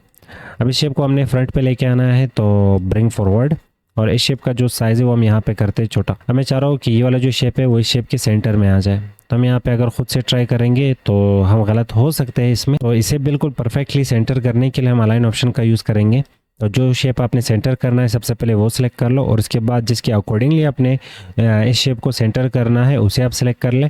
जैसे कि मैंने पहले इसे सिलेक्ट कर लिया, शिफ्ट के साथ ये वाला शेप सिलेक्ट करूँगा और अलाइन पे क्लिक करते हैं, अलाइन लेफ़्ट। अब इस शेप के लेफ़्ट साइड पे ये अलाइन हो चुका है। इसी तरह अलाइन सेंटर होता है, अलाइन राइट होता है। अब यहाँ पे हम अलाइन टॉप सेलेक्ट कर सकते हैं, अलाइन मिडल सेलेक्ट कर सकते हैं, और अलाइन बॉटम। मुझे सेंटर इसे सेट करना है तो यहाँ से चूज़ करते हैं अलाइन सेंटर, और यहाँ से चूज़ करते हैं अलाइन मिडल। आगे भी यहाँ पे ऑप्शन दिए गए हैं जैसे कि डिस्ट्रीब्यूट हॉरिजॉन्टली और डिस्ट्रीब्यूट वर्टिकली। तो हम यहाँ पे वापस इस शेप को करते हैं सिलेक्ट और इसके डुप्लीकेट्स निकाल लेते हैं। अब एक शेप को हम यहाँ पे रखते हैं, और मैं चाहता हूँ कि सारे शेप एक सिंगल लाइन में आ जाए, तो सभी को यहाँ पे करते हैं सिलेक्ट। शिफ्ट के साथ हम सिलेक्ट कर रहे हैं यहाँ पे, और इनको अलाइन करना है तो अलाइन पे क्लिक करते हैं। सबसे पहले अलाइन हम मिडल पे क्लिक करते हैं, तो ये मिडल में अलाइन हो जाएंगे, एक सिंगल लाइन के अकॉर्डिंग ये अलाइन हो चुके हैं। नेक्स्ट इनके बीच में जो गैप है वो मुझे इक्वली डिस्ट्रीब्यूट करना है। यहाँ पे कुछ गैप आ रहा होगा, मैं चाहता हूँ कि ये गैप इन सभी शेप्स के बीच में इक्वल तकसीम किया जाए। तो इसके लिए हम यहाँ पे अलाइन और अलाइन हॉरिजॉन्टल ऑप्शन चूज़ करेंगे, क्योंकि शेप हॉरिजॉन्टल फॉर्म में अगर शेप कुछ इस तरह से आ रहे होंगे तो ये फिर वर्टिकल फॉर्म होगा। फिलहाल हम इसके लिए हॉरिजॉन्टल ऑप्शन चूज़ करते हैं, तो यहाँ पे क्लिक करके हम ऑप्शन चूज़ करते हैं डिस्ट्रीब्यूट हॉरिजॉन्टली। इसी तरह सेम वर्टिकल के लिए होता है, वो आप खुद से ट्राई कर सकते हैं। एक शेप को यहाँ पे रख लें और दूसरे शेप को यहाँ पे नीचे, सबको सिलेक्ट करेंगे, सबको एक साथ लेके आना है। तो सबसे पहले अलाइन सेंटर ऑप्शन चूज़ करेंगे, क्यों अलाइन मिडल नहीं, अगर मैं इस पर क्लिक करके अलाइन मिडल तो सारे एक साथ आ जाएंगे। फिलहाल हम यहाँ पे इसके लिए चूज़ करते हैं अलाइन सेंटर, और जैसे जैसे आप प्रैक्टिस करते जाएंगे ये ऑप्शन आपको समझ आते जाएंगे। तो यहाँ पे ऑप्शन चूज़ करते हैं डिस्ट्रीब्यूट वर्टिकली, तो इनके बीच में जो गैप है वो इक्वल हो चुका है, और एक अलाइनमेंट भी यहाँ पे बिल्कुल तरतीब से आ रहा होगा। अलाइनमेंट में आपको आगे ऑप्शन मिल जाता है अलाइन टू पेज, तो इस पर क्लिक करने से अब अगर हम इन ऑप्शंस को चूज़ करते हैं तो ये हमेशा पेज के अकॉर्डिंगली बाकी ऑब्जेक्ट्स को अलाइन कर रहा होता है। और नेक्स्ट ऑप्शन होगा अलाइन टू मार्जिन, मार्जिन के अकॉर्डिंगली आपने अलाइन करना है। फिलहाल ये पेज के अकॉर्डिंग और पेज के बॉर्डर के ऊपर काम कर रहा है, तो अलाइन टू मार्जिन पे क्लिक करेंगे और यहाँ से अलाइन लेफ्ट। और नेक्स्ट ऑप्शन आ रहा होगा अलाइन सेलेक्टेड ऑब्जेक्ट, तो जो ऑब्जेक्ट आप सेलेक्ट करेंगे उसके अकॉर्डिंगली इन्हें अलाइन करना चाहते हैं। तो अब अगर हम लेफ्ट सेलेक्ट करते तो इस ऑब्जेक्ट के अकॉर्डिंगली लेफ्ट साइड पे अलाइन हुआ, और अगर हम यहाँ पे राइट सेलेक्ट करते हैं तो ये राइट पे आ जाएंगे। क्लिक करने से हम सेंटर सेलेक्ट कर सकते हैं और यहाँ से मिडल। अब सारे शेप यहाँ पे मिडल होंगे। अब मेरे पास यहाँ पे 4 डिफरेंट साइजेस के ऑब्जेक्ट्स आ रहे होंगे, सभी को यहाँ पे हम करते हैं सिलेक्ट, और मैं चाहता हूँ ये बिल्कुल सेंटर अलाइन हो, तो हम यहाँ पे क्लिक करेंगे अलाइन सेंटर और यहाँ से करते हैं अलाइन मिडल। अब मैं चाह रहा हूँ यहाँ पे ये वाला जो शेप है ये सबसे पीछे जाना चाहिए, तो यहाँ पे क्लिक करके सेंड टू बैक, और आप शेप्स को यहाँ से भी सिलेक्ट कर सकते हो, जिस शेप को आपको फ्रंट पे लाना है, जिस शेप को आपने बैक में भेजना है। तो इस टाइप की जो चीज़ें क्रिएट की जाती है, तो इनके लिए हमने यहाँ पे यूज़ कर लिया अलाइनमेंट नाम का ऑप्शन। और यहाँ पे यूज़ अलाइनमेंट गाइड्स ये इनेबल अगर होगा तो आप यहाँ पे शेप को सिलेक्ट करेंगे तो देख लो ये ग्रीन लाइन आ रही होगी। ये ग्रीन लाइन हमें यहाँ पे सपोर्ट कर रहा है कि सेंटर और मिडल इस पेज का कहाँ होगा, जैसे कि मैं यहाँ से इसे सेंटर कर सकता हूँ। और यहाँ पे हमने इसके लिए यूज़ कर लिया ऑप्शन यूज़ अलाइनमेंट गाइड्स। और यहाँ पे यूज़ ग्रिड लाइंस को इनेबल करने से ग्रिड लाइंस आ जाएंगे। फिलहाल ये हमें नहीं चाहिए तो ऐसे से करते हैं डिसेबल। और अगर आप चाहते हैं वो ग्रीन लाइन भी मुझे नहीं चाहिए तो यहाँ पे आप इसे डिसेबल कर सकते हैं। ग्रिड के रिलेटेड सेटिंग्स करने तो ये ऑप्शन। नेक्स्ट ऑप्शन होगा यहाँ पे ग्रुप नाम का। तो मान लें मुझे यहाँ पे ये जो शेप्स है इनको एक सिंगल ऑब्जेक्ट की तरह ट्रीट करना है, तो सबको करते हैं यहाँ पे सिलेक्ट। सिलेक्शन के बाद ये ग्रुप नाम का ऑप्शन यहाँ पे इनेबल हो जाएगा। इस पे क्लिक कर लो, यहाँ से ग्रुप कर लो। तो यहाँ पे ये 4 शेप थे, फिलहाल हमने यहाँ पे इसे ग्रुप कर लिया और इस वक्त ये सिंगल ऑब्जेक्ट की तरह बिहेव करेंगे। अगर अनग्रुप करना है तो यहाँ पे क्लिक कर लो, अनग्रुप पे क्लिक कर लो। अब यहाँ पे शेप्स वापस अलग हो जाएंगे। नेक्स्ट ऑप्शन होगा रोटेट नाम का। इसके थ्रू आप ऑब्जेक्ट को रोटेट कर सकते हो जिस एंगल में भी रोटेट करना चाहते हो। और लास्ट के ऑप्शन आपको यहाँ पे साइज के लिए दिए जाते हैं। इसके थ्रू आप हाइट बढ़ा सकते हो और इसके थ्रू आप विड्थ बढ़ा सकते हो। इसी तरह आप कम और ज़्यादा करने के लिए भी इन्हीं ऑप्शन का यूज़ कर सकते हो। तो साइज के लिए आप लास्ट ग्रुप का हमेशा यूज़ कर रहे होते। लास्ट लेक्चर में हमने शेप्स पढ़ा था और इस लेक्चर में हम आइकन से स्टार्ट करके आगे की तरफ बढ़ेंगे। पर सबसे पहले हम यहाँ पे आइकन को समझते हैं, आइकन को लगाना कहाँ पे। तो मेरे पास यहाँ पे कुछ डेटा है, जैसे कि मैंने स्टार्ट में मेल मेंशन किया है, फिर उसके बाद एक नंबर और कॉन्टैक्ट नंबर है और लास्ट में एड्रेस है। इनके सामने मैं यहाँ पे आइकन्स लगाना चाहता हूँ। तो इसके लिए आइकन ऑप्शन पे क्लिक करेंगे। इसके लिए आपके पास नेट का होना लाजमी है क्योंकि ये नेट से ही आपको आइकन्स दिला रहा होता। इसमें जो भी आइकन आपको चाहिए होगा आप सिर्फ चेक कर लें और मल्टीपल आइकन्स को सिलेक्ट कर लो, फिर एक साथ ही इंसर्ट कर सकते हो। फिलहाल मुझे 3 आइकन चाहिए होंगे। पहला आइकन मिल चुका है जो कि कॉन्टैक्ट के लिए होगा। दूसरा आइकन हम सर्च करते हैं लोकेशन, और लोकेशन आइकन यहाँ से सिलेक्ट करेंगे। और नेक्स्ट आइकन होगा मेल, और मेल आइकन यहाँ से हम सिलेक्ट कर लेते हैं। इंसर्ट पे क्लिक करेंगे। ओवरऑल 3 आइकन आ चुके हैं और तीनों आइकन यहाँ पे इंसर्ट हो जाएंगे। अब आइकन को सिलेक्ट करके हमने यहाँ से इसे छोटा करना है, पर इस आइकन को हम ठीक से यहाँ पे मूव नहीं कर सकते और एडिट नहीं कर सकते। तो रैप टेक्स्ट इसका चेंज करते। तो मैंने यहाँ पे इन सभी को स्क्वायर ऑप्शन दे देना है रैप टेक्स्ट में से। और ये रैप टेक्स्ट आपके पास तभी आएगा जब आप इस वाले टैब पे क्लिक करेंगे जिसका नाम होगा ग्राफिक्स फॉर्मेट। और स्टार्ट में आपके पास ऑप्शन आ जाएगा कि आइकन को चेंज करना है, तो यहाँ से चेंज भी कर सकते हो। आइकन को शेप में कन्वर्ट करना है तो क्लिक करने से आइकन बिल्कुल कन्वर्ट हो जाएगा शेप में। अब जब भी आइकन पे आप क्लिक करेंगे तो शेप के रिलेटेड आपको यहाँ पे ऑप्शन मिलने वाले। फिलहाल हम Ctrl+Z प्रेस करेंगे, पीछे चले जाएंगे और हमने यहाँ पे आइकन का कलर चेंज कर लेना है और आइकन को यहाँ पे कर लेते हैं छोटा। आइकन को छोटा करने के बाद आपके पास ये 4 एरोज आ जाएंगे। 4 एरो के थ्रू आप इसे मूव करके जहाँ पे रखना चाहते थे वहाँ पे रख ले। सेम इसी तरह हम यहाँ पे कॉन्टैक्ट आइकन को सिलेक्ट करेंगे, इसे ग्रीन कलर दे देते हैं। इसे भी यहाँ पे करेंगे छोटा, 4 एरोज आ जाएंगे। इसे मूव करके कॉन्टैक्ट नंबर के सामने और लास्ट में लोकेशन, लोकेशन का कलर यहाँ पे हो जाएगा रेड, और इसे भी मूव करके यहाँ पे हम रख लेते हैं। तो कुछ इस तरह से हम आइकन्स का यूज़ कर सकते हैं। तो जब भी हमें डॉक्यूमेंट में आइकन की नीड पड़ेगी तो हम इस ऑप्शन का यूज़ करके आइकन्स इंसर्ट कर सकते हैं। नेक्स्ट ऑप्शन आ रहा होगा 3D मॉडल्स। तो MS वर्ड में आप 3D आइकन्स और 3D मॉडल्स भी इंसर्ट कर सकते हैं। आप इस पर क्लिक कर लें। अगर आपने डाउनलोड किए तो इस ऑप्शन के थ्रू आप उन्हें इंसर्ट कर लें। फिलहाल मेरे पास डाउनलोडेड नहीं है तो स्टॉक 3D मॉडल्स पे क्लिक करेंगे। इसके लिए भी हमें नेट की नीड पड़ेगी। अब यहाँ से आप 3D मॉडल सर्च भी कर सकते हैं, जो भी 3D मॉडल आपको चाहिए होगा। फिलहाल इन्होंने यहाँ पे 3D मॉडल्स को कैटेगराइज किया है, तो जिस कैटेगरी का भी 3D मॉडल आपको चाहिए आप उस कैटेगरी पे क्लिक करेंगे। क्लिक करने के बाद जो भी 3D मॉडल आपको चाहिए आप उसे सेलेक्ट कर ले। एक साथ मल्टीपल भी आप इंसर्ट कर सकते। फिलहाल हम एक ही इंसर्ट करेंगे। इंसर्ट पे क्लिक करते तो यहाँ पे 3D मॉडल आ चुका है। आपको यहाँ पे एक ऑप्शन मिल जाता है। इस ऑप्शन के थ्रू आप 3D मॉडल को अपने हिसाब से घुमा सकते हो। तो हम इस पे पॉइंटर लेके आएंगे, लेफ्ट क्लिक पकड़ के रखेंगे। जिस एंगल में भी आप 3D मॉडल को घुमाना चाहते हो आप आराम से घुमा सकते हो। वही सेम काम आप इस ग्रुप के थ्रू भी कर सकते हैं। तो यहाँ पे भी आपको ढेर सारे 3D मॉडल्स के व्यू मिल जाते हैं। जो भी व्यू आपको चाहिए होगा आपने सेलेक्ट करना है। रिसेट करने के लिए अगर आप चाहते हो कि जैसे पहले था उसी तरह ये 3D मॉडल का व्यू मुझे चाहिए तो आप यहाँ से रिसेट कर ले। 3D मॉडल का आपको यहाँ पे जो टैब मिल जाता है इसमें मैक्सिमम ऑप्शन आपके पास सेम आएंगे जो आपने शेप में पढ़े थे। यहाँ पे एक ऑप्शन होगा पेन एंड जूम, इस पे क्लिक कर ले। क्लिक करने के बाद ये आइकन आ जाएगा। इस आइकन के थ्रू आप 3D मॉडल को जूम इन कर सकते हो और जूम आउट कर सकते हो। तो मैं यहाँ पे जूम इन कर रहा हूँ, जो एरिया फ्रेम से बाहर निकलेगा वो क्रॉप हो जाएगा। और हम यहाँ पे इसे जूम आउट भी कर सकते हैं। तो आपको जैसे रखना है 3D मॉडल को अपने हिसाब से यहाँ पे से सेट कर ले। 3D मॉडल्स के बाद नेक्स्ट ऑप्शन आ रहा होगा स्मार्ट आर्ट नाम का। स्मार्ट आर्ट के थ्रू हम अपने डॉक्यूमेंट में जो बोरिंग टेक्स्ट है उसे इंटरेस्टिंग बना सकते हैं। स्मार्ट आर्ट का यूज बुक्स में भी किया जाता है। तो बुक्स में आपने डायग्राम देखे होंगे जैसे कि केमिस्ट्री, फिजिक्स, बायो या मैथ, इसमें डिफरेंट टाइप के आपको चीज़ें समझाए जाते। तो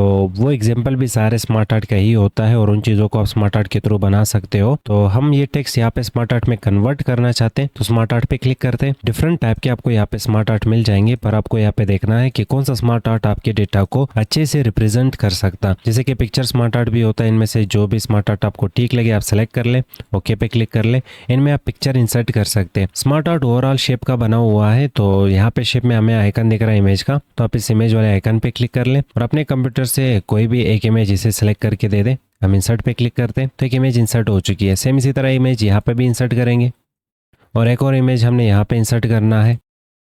अब लास्ट में हमें यहाँ पे भी इमेज इंसर्ट करना है, तो यहाँ पे भी एक इमेज जो 6 पैक वाली है मेरी, वो इंसर्ट करते हैं। यहाँ पे हर एक इमेज के लिए टेक्स्ट बॉक्स भी दिया गया है, तो आप उसमें टेक्स्ट भी टाइप कर सकते हैं। जैसे मैंने इसमें अपना नाम टाइप कर लिया, यहाँ पे टाइप करते पाइथन और यहाँ पे टाइप करते हैं HTML और यहाँ पे टाइप करते हैं CSS। तो कुछ इस तरह से आपने एक डायग्राम तैयार कर ले जिसमें आप डिफरेंट टाइप की चीज़ें समझाना चाहते हो। तो ये जो फ्रेम है इसमें भी अगर आप इमेज वगैरह या तो कलर करना चाहते हैं तो इसे भी सिलेक्ट कर सकते हैं। और हमें यहाँ पे फॉर्मेट पे क्लिक करना है, शेप फिल पे क्लिक करना है। आप यहाँ से कलर सेलेक्ट कर सकते हैं, जो भी कलर आप यहाँ पे फिल करना चाहते हैं। और इवन आप यहाँ पे पिक्चर भी सिलेक्ट कर सकते हैं, ग्रेडियंट सेलेक्ट कर सकते हैं, टेक्सचर भी सिलेक्ट कर सकते हैं। तो आपको जो भी ठीक लगे अपने स्मार्ट आर्ट के लिए वो आप यहाँ से सिलेक्ट कर ले। फिलहाल हमने अपने उस डेटा के लिए स्मार्ट आर्ट सेलेक्ट करना था तो इसे डिलीट करेंगे। ये एक एग्जांपल था। स्मार्ट आर्ट पे क्लिक करते हैं, वापस हायरार्की पे क्लिक करेंगे और इसमें ये वाला जो स्मार्ट आर्ट है ये मेरे डेटा को ठीक से रिप्रेजेंट कर सकता, तो हम इसे सेलेक्ट करेंगे, ओके पे क्लिक करते हैं। अब स्मार्ट आर्ट में कुछ चीज़ें अगर डिसेबल आपको मिल जाते तो समझ जाना कि ये सेम स्मार्ट आर्ट के लिए नहीं बना। कोई और स्मार्ट आर्ट जब आप इंसर्ट करेंगे तो उसके लिए अलग ऑप्शन यहाँ पे इनेबल हो जाते हैं। तो ये डिपेंड करता है स्मार्ट आर्ट के ऊपर। फिलहाल हम यहाँ पे स्मार्ट आर्ट को सिलेक्ट करेंगे। अब स्मार्ट आर्ट में हमने टेक्स्ट टाइप करना था तो हम यहाँ पे टेक्स्ट टाइप कर सकते हैं। जैसे मैं यहाँ पे लिख लेता हूँ कंप्यूटर और फिर कंप्यूटर के दो हिस्से, एक होगा हार्डवेयर और दूसरा यहाँ पे लिख लेते हैं सॉफ्टवेयर। नेक्स्ट हार्डवेयर के मल्टीपल हिस्से होंगे तो हम यहाँ पे इनपुट को मेंशन करते हैं और यहाँ पे मेंशन करते हैं आउटपुट को। यहाँ पे मेंशन करते हैं सॉफ्टवेयर के हिस्सों को, तो यहाँ पे हम लिख लेते हैं एप्लीकेशन। हमें यहाँ पे एक और बॉक्स चाहिए होगा क्योंकि सॉफ्टवेयर के दो हिस्से होंगे, तो एप्लीकेशन मेंशन कर लिया। सिस्टम को भी यहाँ पे मेंशन करना है। शेप को एड करने के लिए हमें स्मार्ट आर्ट डिजाइन टैब की तरफ जाना होगा और यहाँ पे ऑप्शन आ जाएगा एड शेप नाम का, आप इस पे क्लिक कर ले। यहाँ पे हम 4 साइडों में और 4 डायरेक्शन में शेप को एड कर सकते हैं, आफ्टर, बिफोर, अबव और बिलो। आफ्टर पे क्लिक करेंगे, बिल्कुल ठीक लोकेशन पे यहाँ पे शेप आ चुका है और हम इसमें लिख लेते हैं सिस्टम। सॉफ्टवेयर के दो हिस्से, सिस्टम और एप्लीकेशन। अब यहाँ पे हार्डवेयर के 4 हिस्से थे तो हम यहाँ पे मजीद शेप ऐड करना चाहेंगे आफ्टर, और इसमें लिख लेते हैं सिस्टम बॉक्स। और फिर एक और शेप हमने ऐड करना है आफ्टर और इसमें लिख लेते हैं स्टोरेज। अब मान लें मुझे यहाँ पे इनपुट के लिए माउस मेंशन करना था तो इसके नीचे मुझे शेप चाहिए होगा, तो यहाँ पे ऑप्शन आ जाएगा बिलो और इसके नीचे यहाँ पे शेप ऐड हो चुका है। हम इसमें टाइप करते हैं माउस और आउटपुट में मुझे मॉनिटर को दिखाना है तो यहाँ पे हमें फिर बिलो चाहिए होगा और यहाँ पे मेंशन करते हैं मॉनिटर। तो सेम इसी तरह आप यहाँ पे शेप जहाँ चाहो वहाँ पे ऐड कर सकते हो। क्रिएट ग्राफिक ग्रुप में जो ऑप्शन यहाँ पे इनेबल है उन ऑप्शन को यहाँ पे सीखते हैं। तो सबसे पहला ऑप्शन शेप को ऐड करने के लिए, दूसरा ऑप्शन डिसेबल है, ये किसी और स्मार्ट आर्ट में काम करेगा। फिलहाल ये बिल्कुल बुलेट की तरह ही है, जैसे कि बुलेट को हम यूज करते हैं किसी चीज का रिलेशन बताने के लिए। सेम इसी तरह कंप्यूटर के रिलेशन बताने के लिए स्मार्ट आर्ट यहाँ पे हम यूज कर रहे हैं, तो इसमें बुलेट्स की यहाँ पे हमें नीड नहीं पड़ती, इसलिए ये ऑप्शन डिसेबल आ रहा है। नेक्स्ट ऑप्शन आ रहा है टेक्स्ट पैनल और टेक्स्ट पेन, आप इस पे क्लिक कर लें और इसमें आप किसी भी बॉक्स में टेक्स्ट को एडिट करना चाहते हैं, टेक्स्ट को ऐड करना चाहते हैं, वो यहाँ से भी ऐड कर सकते हैं और किसी भी बॉक्स पे डायरेक्ट क्लिक करने से भी आप टाइपिंग स्टार्ट कर ले, वहाँ पे टेक्स्ट ऐड हो जाएगा। नेक्स्ट ऑप्शन आ रहा होगा प्रमोट और डिमोट। नेक्स्ट ऑप्शन आ रहा होगा प्रमोट और डिमोट। ये सेम कंपनी में जैसे कि एम्प्लॉयर्स को प्रमोट और डिमोट किया जाता है, फिर सैलरी बढ़ाई जाती वगैरह, तो सेम इसी तरह आप अगर किसी शेप को नीचे भेजना चाहते हो, आप चाहते हो कि इसका डायरेक्ट लिंक इसके साथ नहीं हो, ये नीचे जाना चाहिए, तो आप यहाँ पे इसे डिमोट कर लो, ये नीचे चला गया, यहाँ पे आ चुका है आउटपुट। और अगर हम इसे प्रमोट करेंगे तो ये टॉप पे आ जाएगा, फिर प्रमोट करेंगे तो बिल्कुल ये टॉप में ये 3 सॉफ्टवेयर और हार्डवेयर के बीच में आ चुका है और इसने खुद के लिए यहाँ पे ग्रुप बना लिया। और अगर इसे वापस प्रमोट करेंगे तो इसे बिल्कुल अलग सी कंपनी है, तो फिर ग्रुप दी गई है अलग एम्प्लॉयर्स के साथ। तो कुछ इस तरह से प्रमोट और डिमोट काम करता। हम यहाँ पे कंट्रोल Z प्रेस कर रहे हैं, कंट्रोल Z, जिससे हमारा स्मार्ट आर्ट वापस नॉर्मल हो जाएगा। नेक्स्ट ऑप्शन आ रहा होगा यहाँ पे राइट टू लेफ्ट, तो इस पे क्लिक करने से स्मार्ट आर्ट अपना डायरेक्शन चेंज कर रहा होता है। आगे ऑप्शन आ रहे होंगे मूव अप और मूव डाउन। इनके थ्रू हम स्मार्ट आर्ट में शेप्स को या तो स्टार्ट में लेके आ सकते हैं या तो फिर लास्ट की तरफ लेके जा सकते हैं। फिलहाल यहाँ पे टॉप पे आ रहा होगा इनपुट, तो मैं यहाँ पे टॉप पे आउटपुट को रखना चाहता हूँ, तो मूव अप। टॉप पे आउटपुट आ चुका है। और अगर मुझे स्टोरेज की जगह पे इसे लाना है तो मूव डाउन, तो ये स्टोरेज की तरफ आ जाएगा। तो कुछ इस तरह से हम शेप्स को मूव भी कर सकते हैं और आप यहाँ से शेप को पकड़ के अपने हिसाब से इस बॉक्स के इनसाइड कहीं पे भी रख सकते हैं। फिलहाल हम यहाँ पे Ctrl+Z वापस इसे नॉर्मल करते हैं। अगर चार्ट का लेआउट हमें चेंज करना है, फिलहाल इसके लिए डिसेबल है, तो इस ऑप्शन का हम यूज कर सकते हैं। और लेआउट के लिए आपको यहाँ पे एक और ग्रुप भी दिया गया है, लेआउट्स। आप यहाँ पे क्लिक कर ले, जो भी लेआउट आपको स्मार्ट आर्ट के लिए ठीक लगे आप क्लिक कर ले, वो लेआउट स्मार्ट आर्ट पे अप्लाई हो जाएगा। नेक्स्ट आ रहा होगा कलर। स्मार्ट आर्ट के लिए जो भी कलर आपको चाहिए होगा आप यहाँ से सेलेक्ट कर सकते हैं कलर। और आगे ऑप्शन आ रहा होगा स्मार्ट आर्ट के लिए स्टाइल, तो यहाँ पे 3D स्टाइल्स भी आपको मिल जाते हैं। तो यहाँ पे ऊपर आ रहा होगा नॉर्मल स्टाइल, जो कि बेस्ट मैच होता है हमारे डॉक्यूमेंट के साथ। और यहाँ पे आ जाता है 3D, तो 3D में जो भी स्टाइल आपको ठीक लगे क्लिक कर लो, वो स्टाइल अप्लाई हो जाएगा। और आगे ऑप्शन आ रहा होगा रिसेट ग्राफिक्स। ग्राफिक पसंद नहीं आ रहा और स्मार्ट आर्ट को आप नॉर्मल करना चाहते हो जैसे पहले था, आप इस ऑप्शन पे क्लिक कर ले, ये नॉर्मल हो जाएगा। फिलहाल इसे 3D फॉर्मेट दे देते हैं और फॉर्मेट टैब पे क्लिक करेंगे, जो कि अगला टैब होगा स्मार्ट आर्ट के लिए। और इसमें भी मैक्सिमम चीजें आपको पहले से आते हैं क्योंकि आपने शेप्स पढ़े हैं।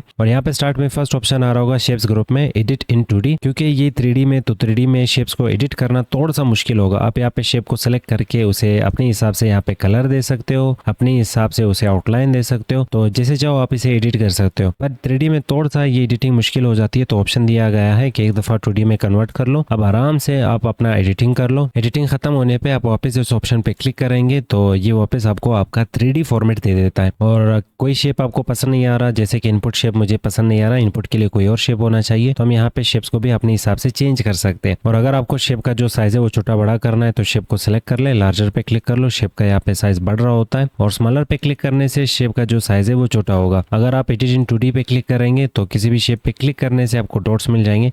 इन डॉट्स के थ्रू भी आप शेप का जो साइज है वो अपने हिसाब से कंट्रोल कर सकते हो, यहाँ से रोटेट कर सकते हो, जैसे चाहो आप अपने हिसाब से स्मार्ट आर्ट को कस्टमाइज कर सकते हो। स्मार्ट आर्ट के बाद नेक्स्ट ऑप्शन आ रहा होगा यहाँ पे चार्ट नाम का। तो जब भी हम नंबर पे काम कर रहे हो और नंबर को हमने रिप्रेजेंट करना है और उसे अच्छे से समझाना है तो हम यहाँ पे चार्ट का यूज कर सकते हैं। तो नंबर डेटा के लिए हम चार्ट का यूज करेंगे। चार्ट ऑप्शन पे क्लिक करेंगे तो यहाँ पे डिफरेंट टाइप के हमें चार्ट मिलेंगे। फिर हमने यहाँ पे देखना है कि कौन सा चार्ट हमारे डेटा को ठीक से रिप्रेजेंट कर सकता, उसी चार्ट को हम यहाँ पे सिलेक्ट करेंगे। फिलहाल मैं यहाँ पे पाई को सिलेक्ट करूंगा क्योंकि मुझे पॉपुलेशन को दिखाना है, पाकिस्तान के पॉपुलेशन को दिखाने के लिए। तो ओके पे क्लिक करते हैं यहाँ पे, तो यहाँ पे हमें चार्ट मिल जाएगा और ऊपर यहाँ पे एक्सेल का शीट आ रहा होगा और एक्सेल की शीट से हम चार्ट का जो डेटा है वो एडिट कर सकते हैं। तो अगर हम यहाँ से इसे क्लोज कर ले, इसे वापस इनेबल करने के लिए हम इस ऑप्शन का यूज कर सकते हैं जिसका नाम होगा एडिट डेटा। तो हम इस पे क्लिक करेंगे, एक्सेल शीट वापस आ जाएगा। अब सबसे पहले हमें ये टॉप पे जो सेल्स लिखा हुआ है ये नहीं चाहिए, इसमें पॉपुलेशन दिखाना था, तो यहाँ पे लिख लेते हैं पॉपुलेशन। और नेक्स्ट हमें यहाँ पे क्वार्टर नहीं दिखाना था, यहाँ पे मेल फीमेल दिखा देते, तो यहाँ पे लिख लेते मेल और यहाँ पे लिख लेते फीमेल। और लास्ट में यहाँ पे मेंशन करते ओल्ड। और ये लास्ट वाली रो मुझे नहीं चाहिए होगी, तो इसका जो हमें रो हेडर दिख रहा है इस पे हमने राइट क्लिक करना है और डिलीट पे क्लिक करना है,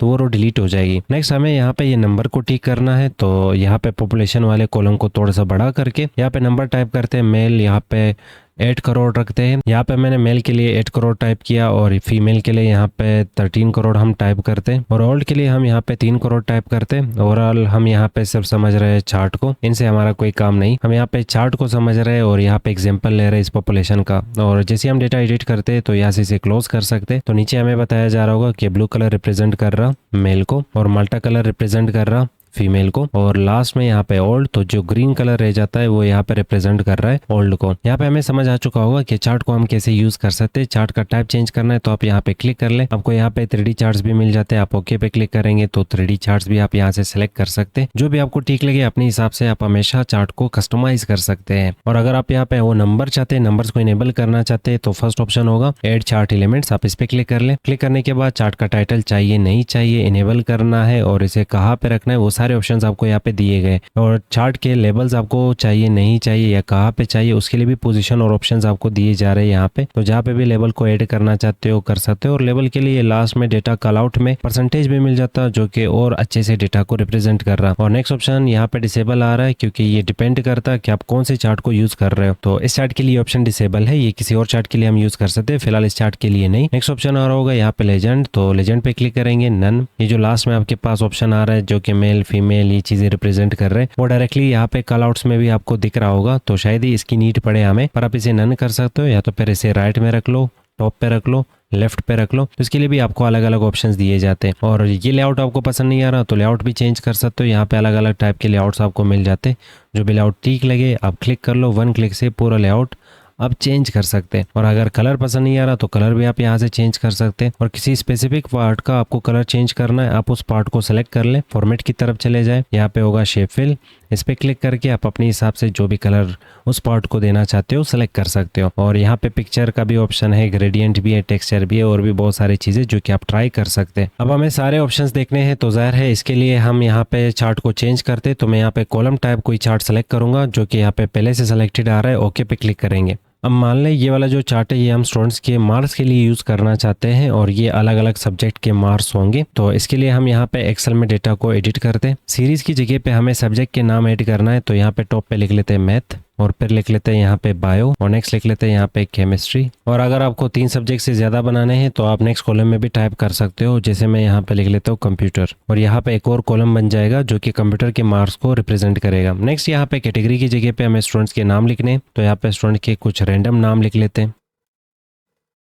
अब नाम भी हम मेंशन कर चुके, तो नेक्स्ट यहाँ पे होंगे मार्क्स, तो हम यहाँ पे मार्क्स को एडिट करते हैं। यहाँ पे कुछ रैंडम नंबर्स मैंने टाइप कर लिए मार्क्स के लिए और एक्सेल शीट का काम हो चुका है, हम इसे क्लोज करते हैं। यहाँ पे टॉप पे हमें ये चार्ट का टाइटल चेंज करना है, तो इसे सेलेक्ट करेंगे, यहाँ पे लिखते हैं स्टूडेंट्स मार्क्स। टाइटल चेंज करने के बाद नेक्स्ट इस साइड पे गड़बड़ आ रही होगी, जो कि मार्क्स है वो 0 और 100 के बीच में आना चाहिए। यहाँ पे 120 में मेंशन कर रहा, जो कि गलत होगा। इसे ठीक करने के लिए हम इस बॉक्स को सिलेक्ट करेंगे और यहाँ पे डबल क्लिक करते हैं और यहाँ पे नंबर के लिए हमें ऑप्शन दिया गया है कि मैक्सिमम और मिनिमम नंबर कितने दिखाने, तो ये 120 की जगह पे हम 100 और एंटर करेंगे तो ये नॉर्मल हो जाएगा। नंबर्स के अलावा आपको यहाँ पे और भी ऑप्शन मिल जाते हैं, जैसे कि कौन सी चीज़ कहाँ पे रखनी है, कौन सी चीज़ कहाँ से स्टार्ट करनी है, ये सारी चीज़ें आप खुद से भी ट्राई कर लें, ईजी है बिल्कुल। हम ये साइड बार को यहाँ से करते हैं क्लोज। चार्ट लेआउट्स में हम फर्स्ट ऑप्शन पे क्लिक करते हैं जो कि ऐड चार्ट एलिमेंट्स नाम का आ रहा होगा और इसमें ढेर सारे ऑप्शंस इस चार्ट के लिए इनेबल होंगे। सबसे पहले एक्सेस, तो अब देखेंगे कि हाँ चेंज हो रहा है, कहाँ पे कौन सी चीज़ रखनी है। आप आराम से क्लिक करते जाओ, जो चीज़ ऐड करना है, जो चीज़ रिमूव करना है,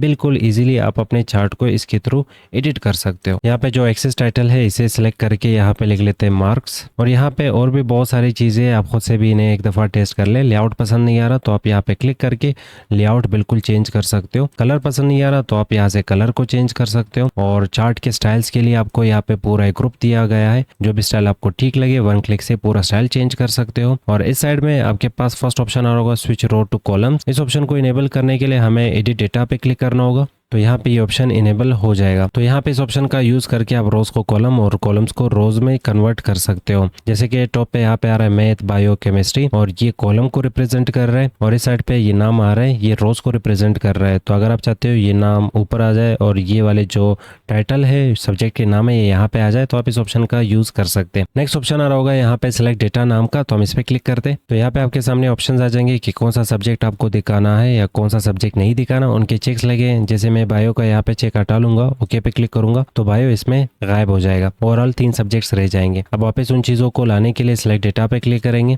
और यहाँ पे ये चेक लगा लेंगे। अगर किसी स्टूडेंट्स का आपको रिकॉर्ड गायब करना है, जैसे कि मुझे यहाँ पे नसीब का रिकॉर्ड गायब करना है और नसीब का डेटा नहीं दिखाना, तो यहाँ पे इसे अनचेक कर ले, ओके पे क्लिक कर ले, तो वो डेटा यहाँ पे गायब हो जाएगी। नेक्स्ट ऑप्शन आ रहा होगा यहाँ पे एडिट डेटा, तो इसमें आपको 2 ऑप्शन मिलेंगे। पहला ऑप्शन एक्सेल का छोटा सा आपको विंडो दे देगा और दूसरा ऑप्शन आपको एक्सेल ओपन करके देगा और यहाँ पे हमारे सामने एक्सेल ओपन होके आ जाएगा। तो आप यहाँ पे डायरेक्टली एक्सेल में भी काम कर सकते हो या तो फिर आप एक्सेल का छोटा सा विंडो चाहते तो फर्स्ट ऑप्शन। अगर डेटा कहीं और से आ रहा है, मान लें आपने किसी वेबसाइट से ये डेटा उठाई है और वहाँ पे डेटा चेंज हुई, आप चाहते हो यहाँ पे भी डेटा चेंज हो जाए, तो आप इस ऑप्शन का यूज कर सकते हैं। फिलहाल डेटा हमने खुद टाइप किया है, डेटा कहीं और से नहीं आ रहा। चार्ट का टाइप चेंज करने के लिए आप इस ऑप्शन पे क्लिक कर लें, यहाँ से जो भी चार्ट आपको ठीक लगे सेलेक्ट कर लो, ओके पे क्लिक कर लो।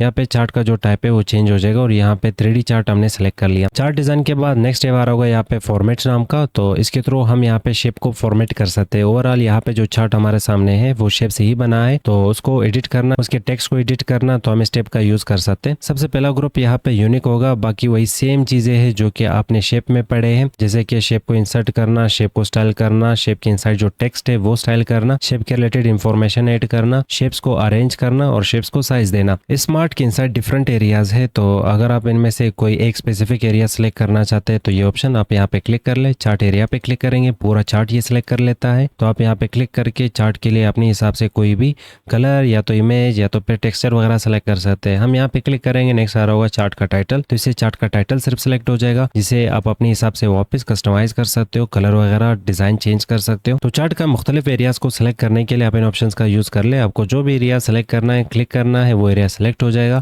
फिर आप अपने हिसाब से यहाँ पे स्टाइलिंग कर सकते हैं। नेक्स्ट यहाँ पे फॉर्मेट सिलेक्शन, जो भी एरिया आपने यहाँ पे सिलेक्ट किया होगा चार्ट का, सिर्फ उसे आपने फॉर्मेट करना है। तो आप इस ऑप्शन पे क्लिक कर ले और इस साइड बार में आपको इस एरिया के रिलेटेड डिफरेंट ऑप्शंस मिल जाते हैं, जिनको आप यूज करके मजीद अपने चार्ट को बेहतर बना सकते हो। लास्ट ऑप्शन आ रहा होगा यहाँ पे रिसेट नाम का। अगर चार्ट के किसी स्पेसिफिक एरिया में आप चेंजेस करते हैं, आपको चेंजेस पसंद नहीं आते, तो उसे आप यहाँ से रिसेट कर सकते हो। और अगर आपको पूरा चार्ट रिसेट करना है तो चार्ट को सिलेक्ट कर लो और रिसेट टू मैच स्टाइल पे क्लिक कर लो, ये रिसेट हो जाएगा। चार्ट के बाद नेक्स्ट ऑप्शन आ रहा होगा यहाँ पे स्क्रीनशॉट नाम का। तो एमएस वर्ड में हम स्क्रीनशॉट ऐड करने के लिए इस ऑप्शन का यूज कर सकते हैं। आप यहाँ पे क्लिक कर ले और सबसे पहले ये बता रहा है कि आपने बैकग्राउंड में कितने विंडोज ओपन किए, उनमें से किस विंडो को आपको स्क्रीनशॉट चाहिए, आप क्लिक कर लो, उसका स्क्रीनशॉट आ जाएगी।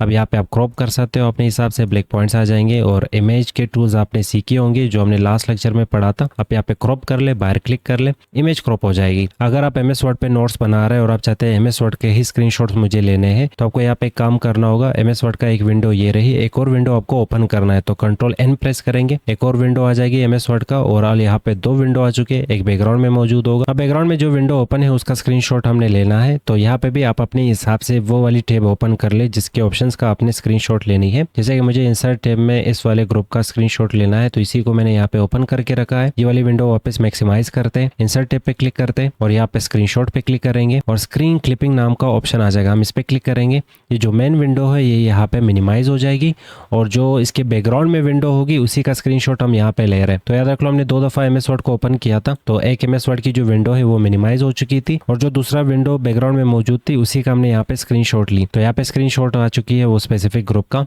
अब अगर मुझे एक और स्क्रीनशॉट लेनी है तो यहाँ पे हमने वापस कर्सर रखा, इंसर्ट पे क्लिक करेंगे, स्क्रीनशॉट पे क्लिक करेंगे, स्क्रीन क्लिपिंग पे क्लिक करते हैं, तो वापस वही जो मेन विंडो है वो मिनिमाइज हो जाती है हमेशा। और हमने ये ग्रुप पढ़ा और इसी ग्रुप का हम यहाँ पे स्क्रीनशॉट लेते हैं और इसका स्क्रीनशॉट यहाँ पे ऐड हो चुका है। स्क्रीनशॉट के बाद नेक्स्ट ऑप्शन आ रहा होगा यहाँ पे ऑनलाइन वीडियोस का। तो एमएस वर्ड में हम ऑनलाइन वीडियोस को भी इंसर्ट कर सकते हैं, चाहे वो यूट्यूब का या किसी और प्लेटफॉर्म का। तो हम यहाँ पे इस ऑप्शन पे क्लिक करते हैं। इस विंडो में कुछ चीज़ें आपको पहले से बताया जा रहा है, जैसे कि कौन से वीडियो सपोर्ट किए जाएंगे, किस प्लेटफॉर्म के वीडियो सपोर्ट किए जाएंगे, जैसे कि यूट्यूब है, स्लाइड शेयर है और विमियो है और टेड है। तो हम यहाँ पे यूट्यूब के वीडियो का लिंक कॉपी कर चुके हैं और वो यहाँ पे पेस्ट करेंगे। जो भी वीडियो आप इंसर्ट करना चाहते हैं उस वीडियो का आप लिंक कॉपी कर लें और यहाँ पे पेस्ट कर लें। पेस्ट करने के बाद इंसर्ट पे क्लिक करेंगे, वो वीडियो यहाँ पे इंसर्ट हो जाएगी। अब इस वीडियो को प्ले करने के लिए जाहिर है हमें इंटरनेट की ही नीड पड़ेगी और वीडियो को आप यहाँ पे क्लिक करके प्ले कर सकते हैं। और अगर वापस आप वीडियो को यहाँ पे स्किप करना चाहते तो विंडो से बाहर क्लिक कर लें तो वीडियो स्किप हो जाएगी।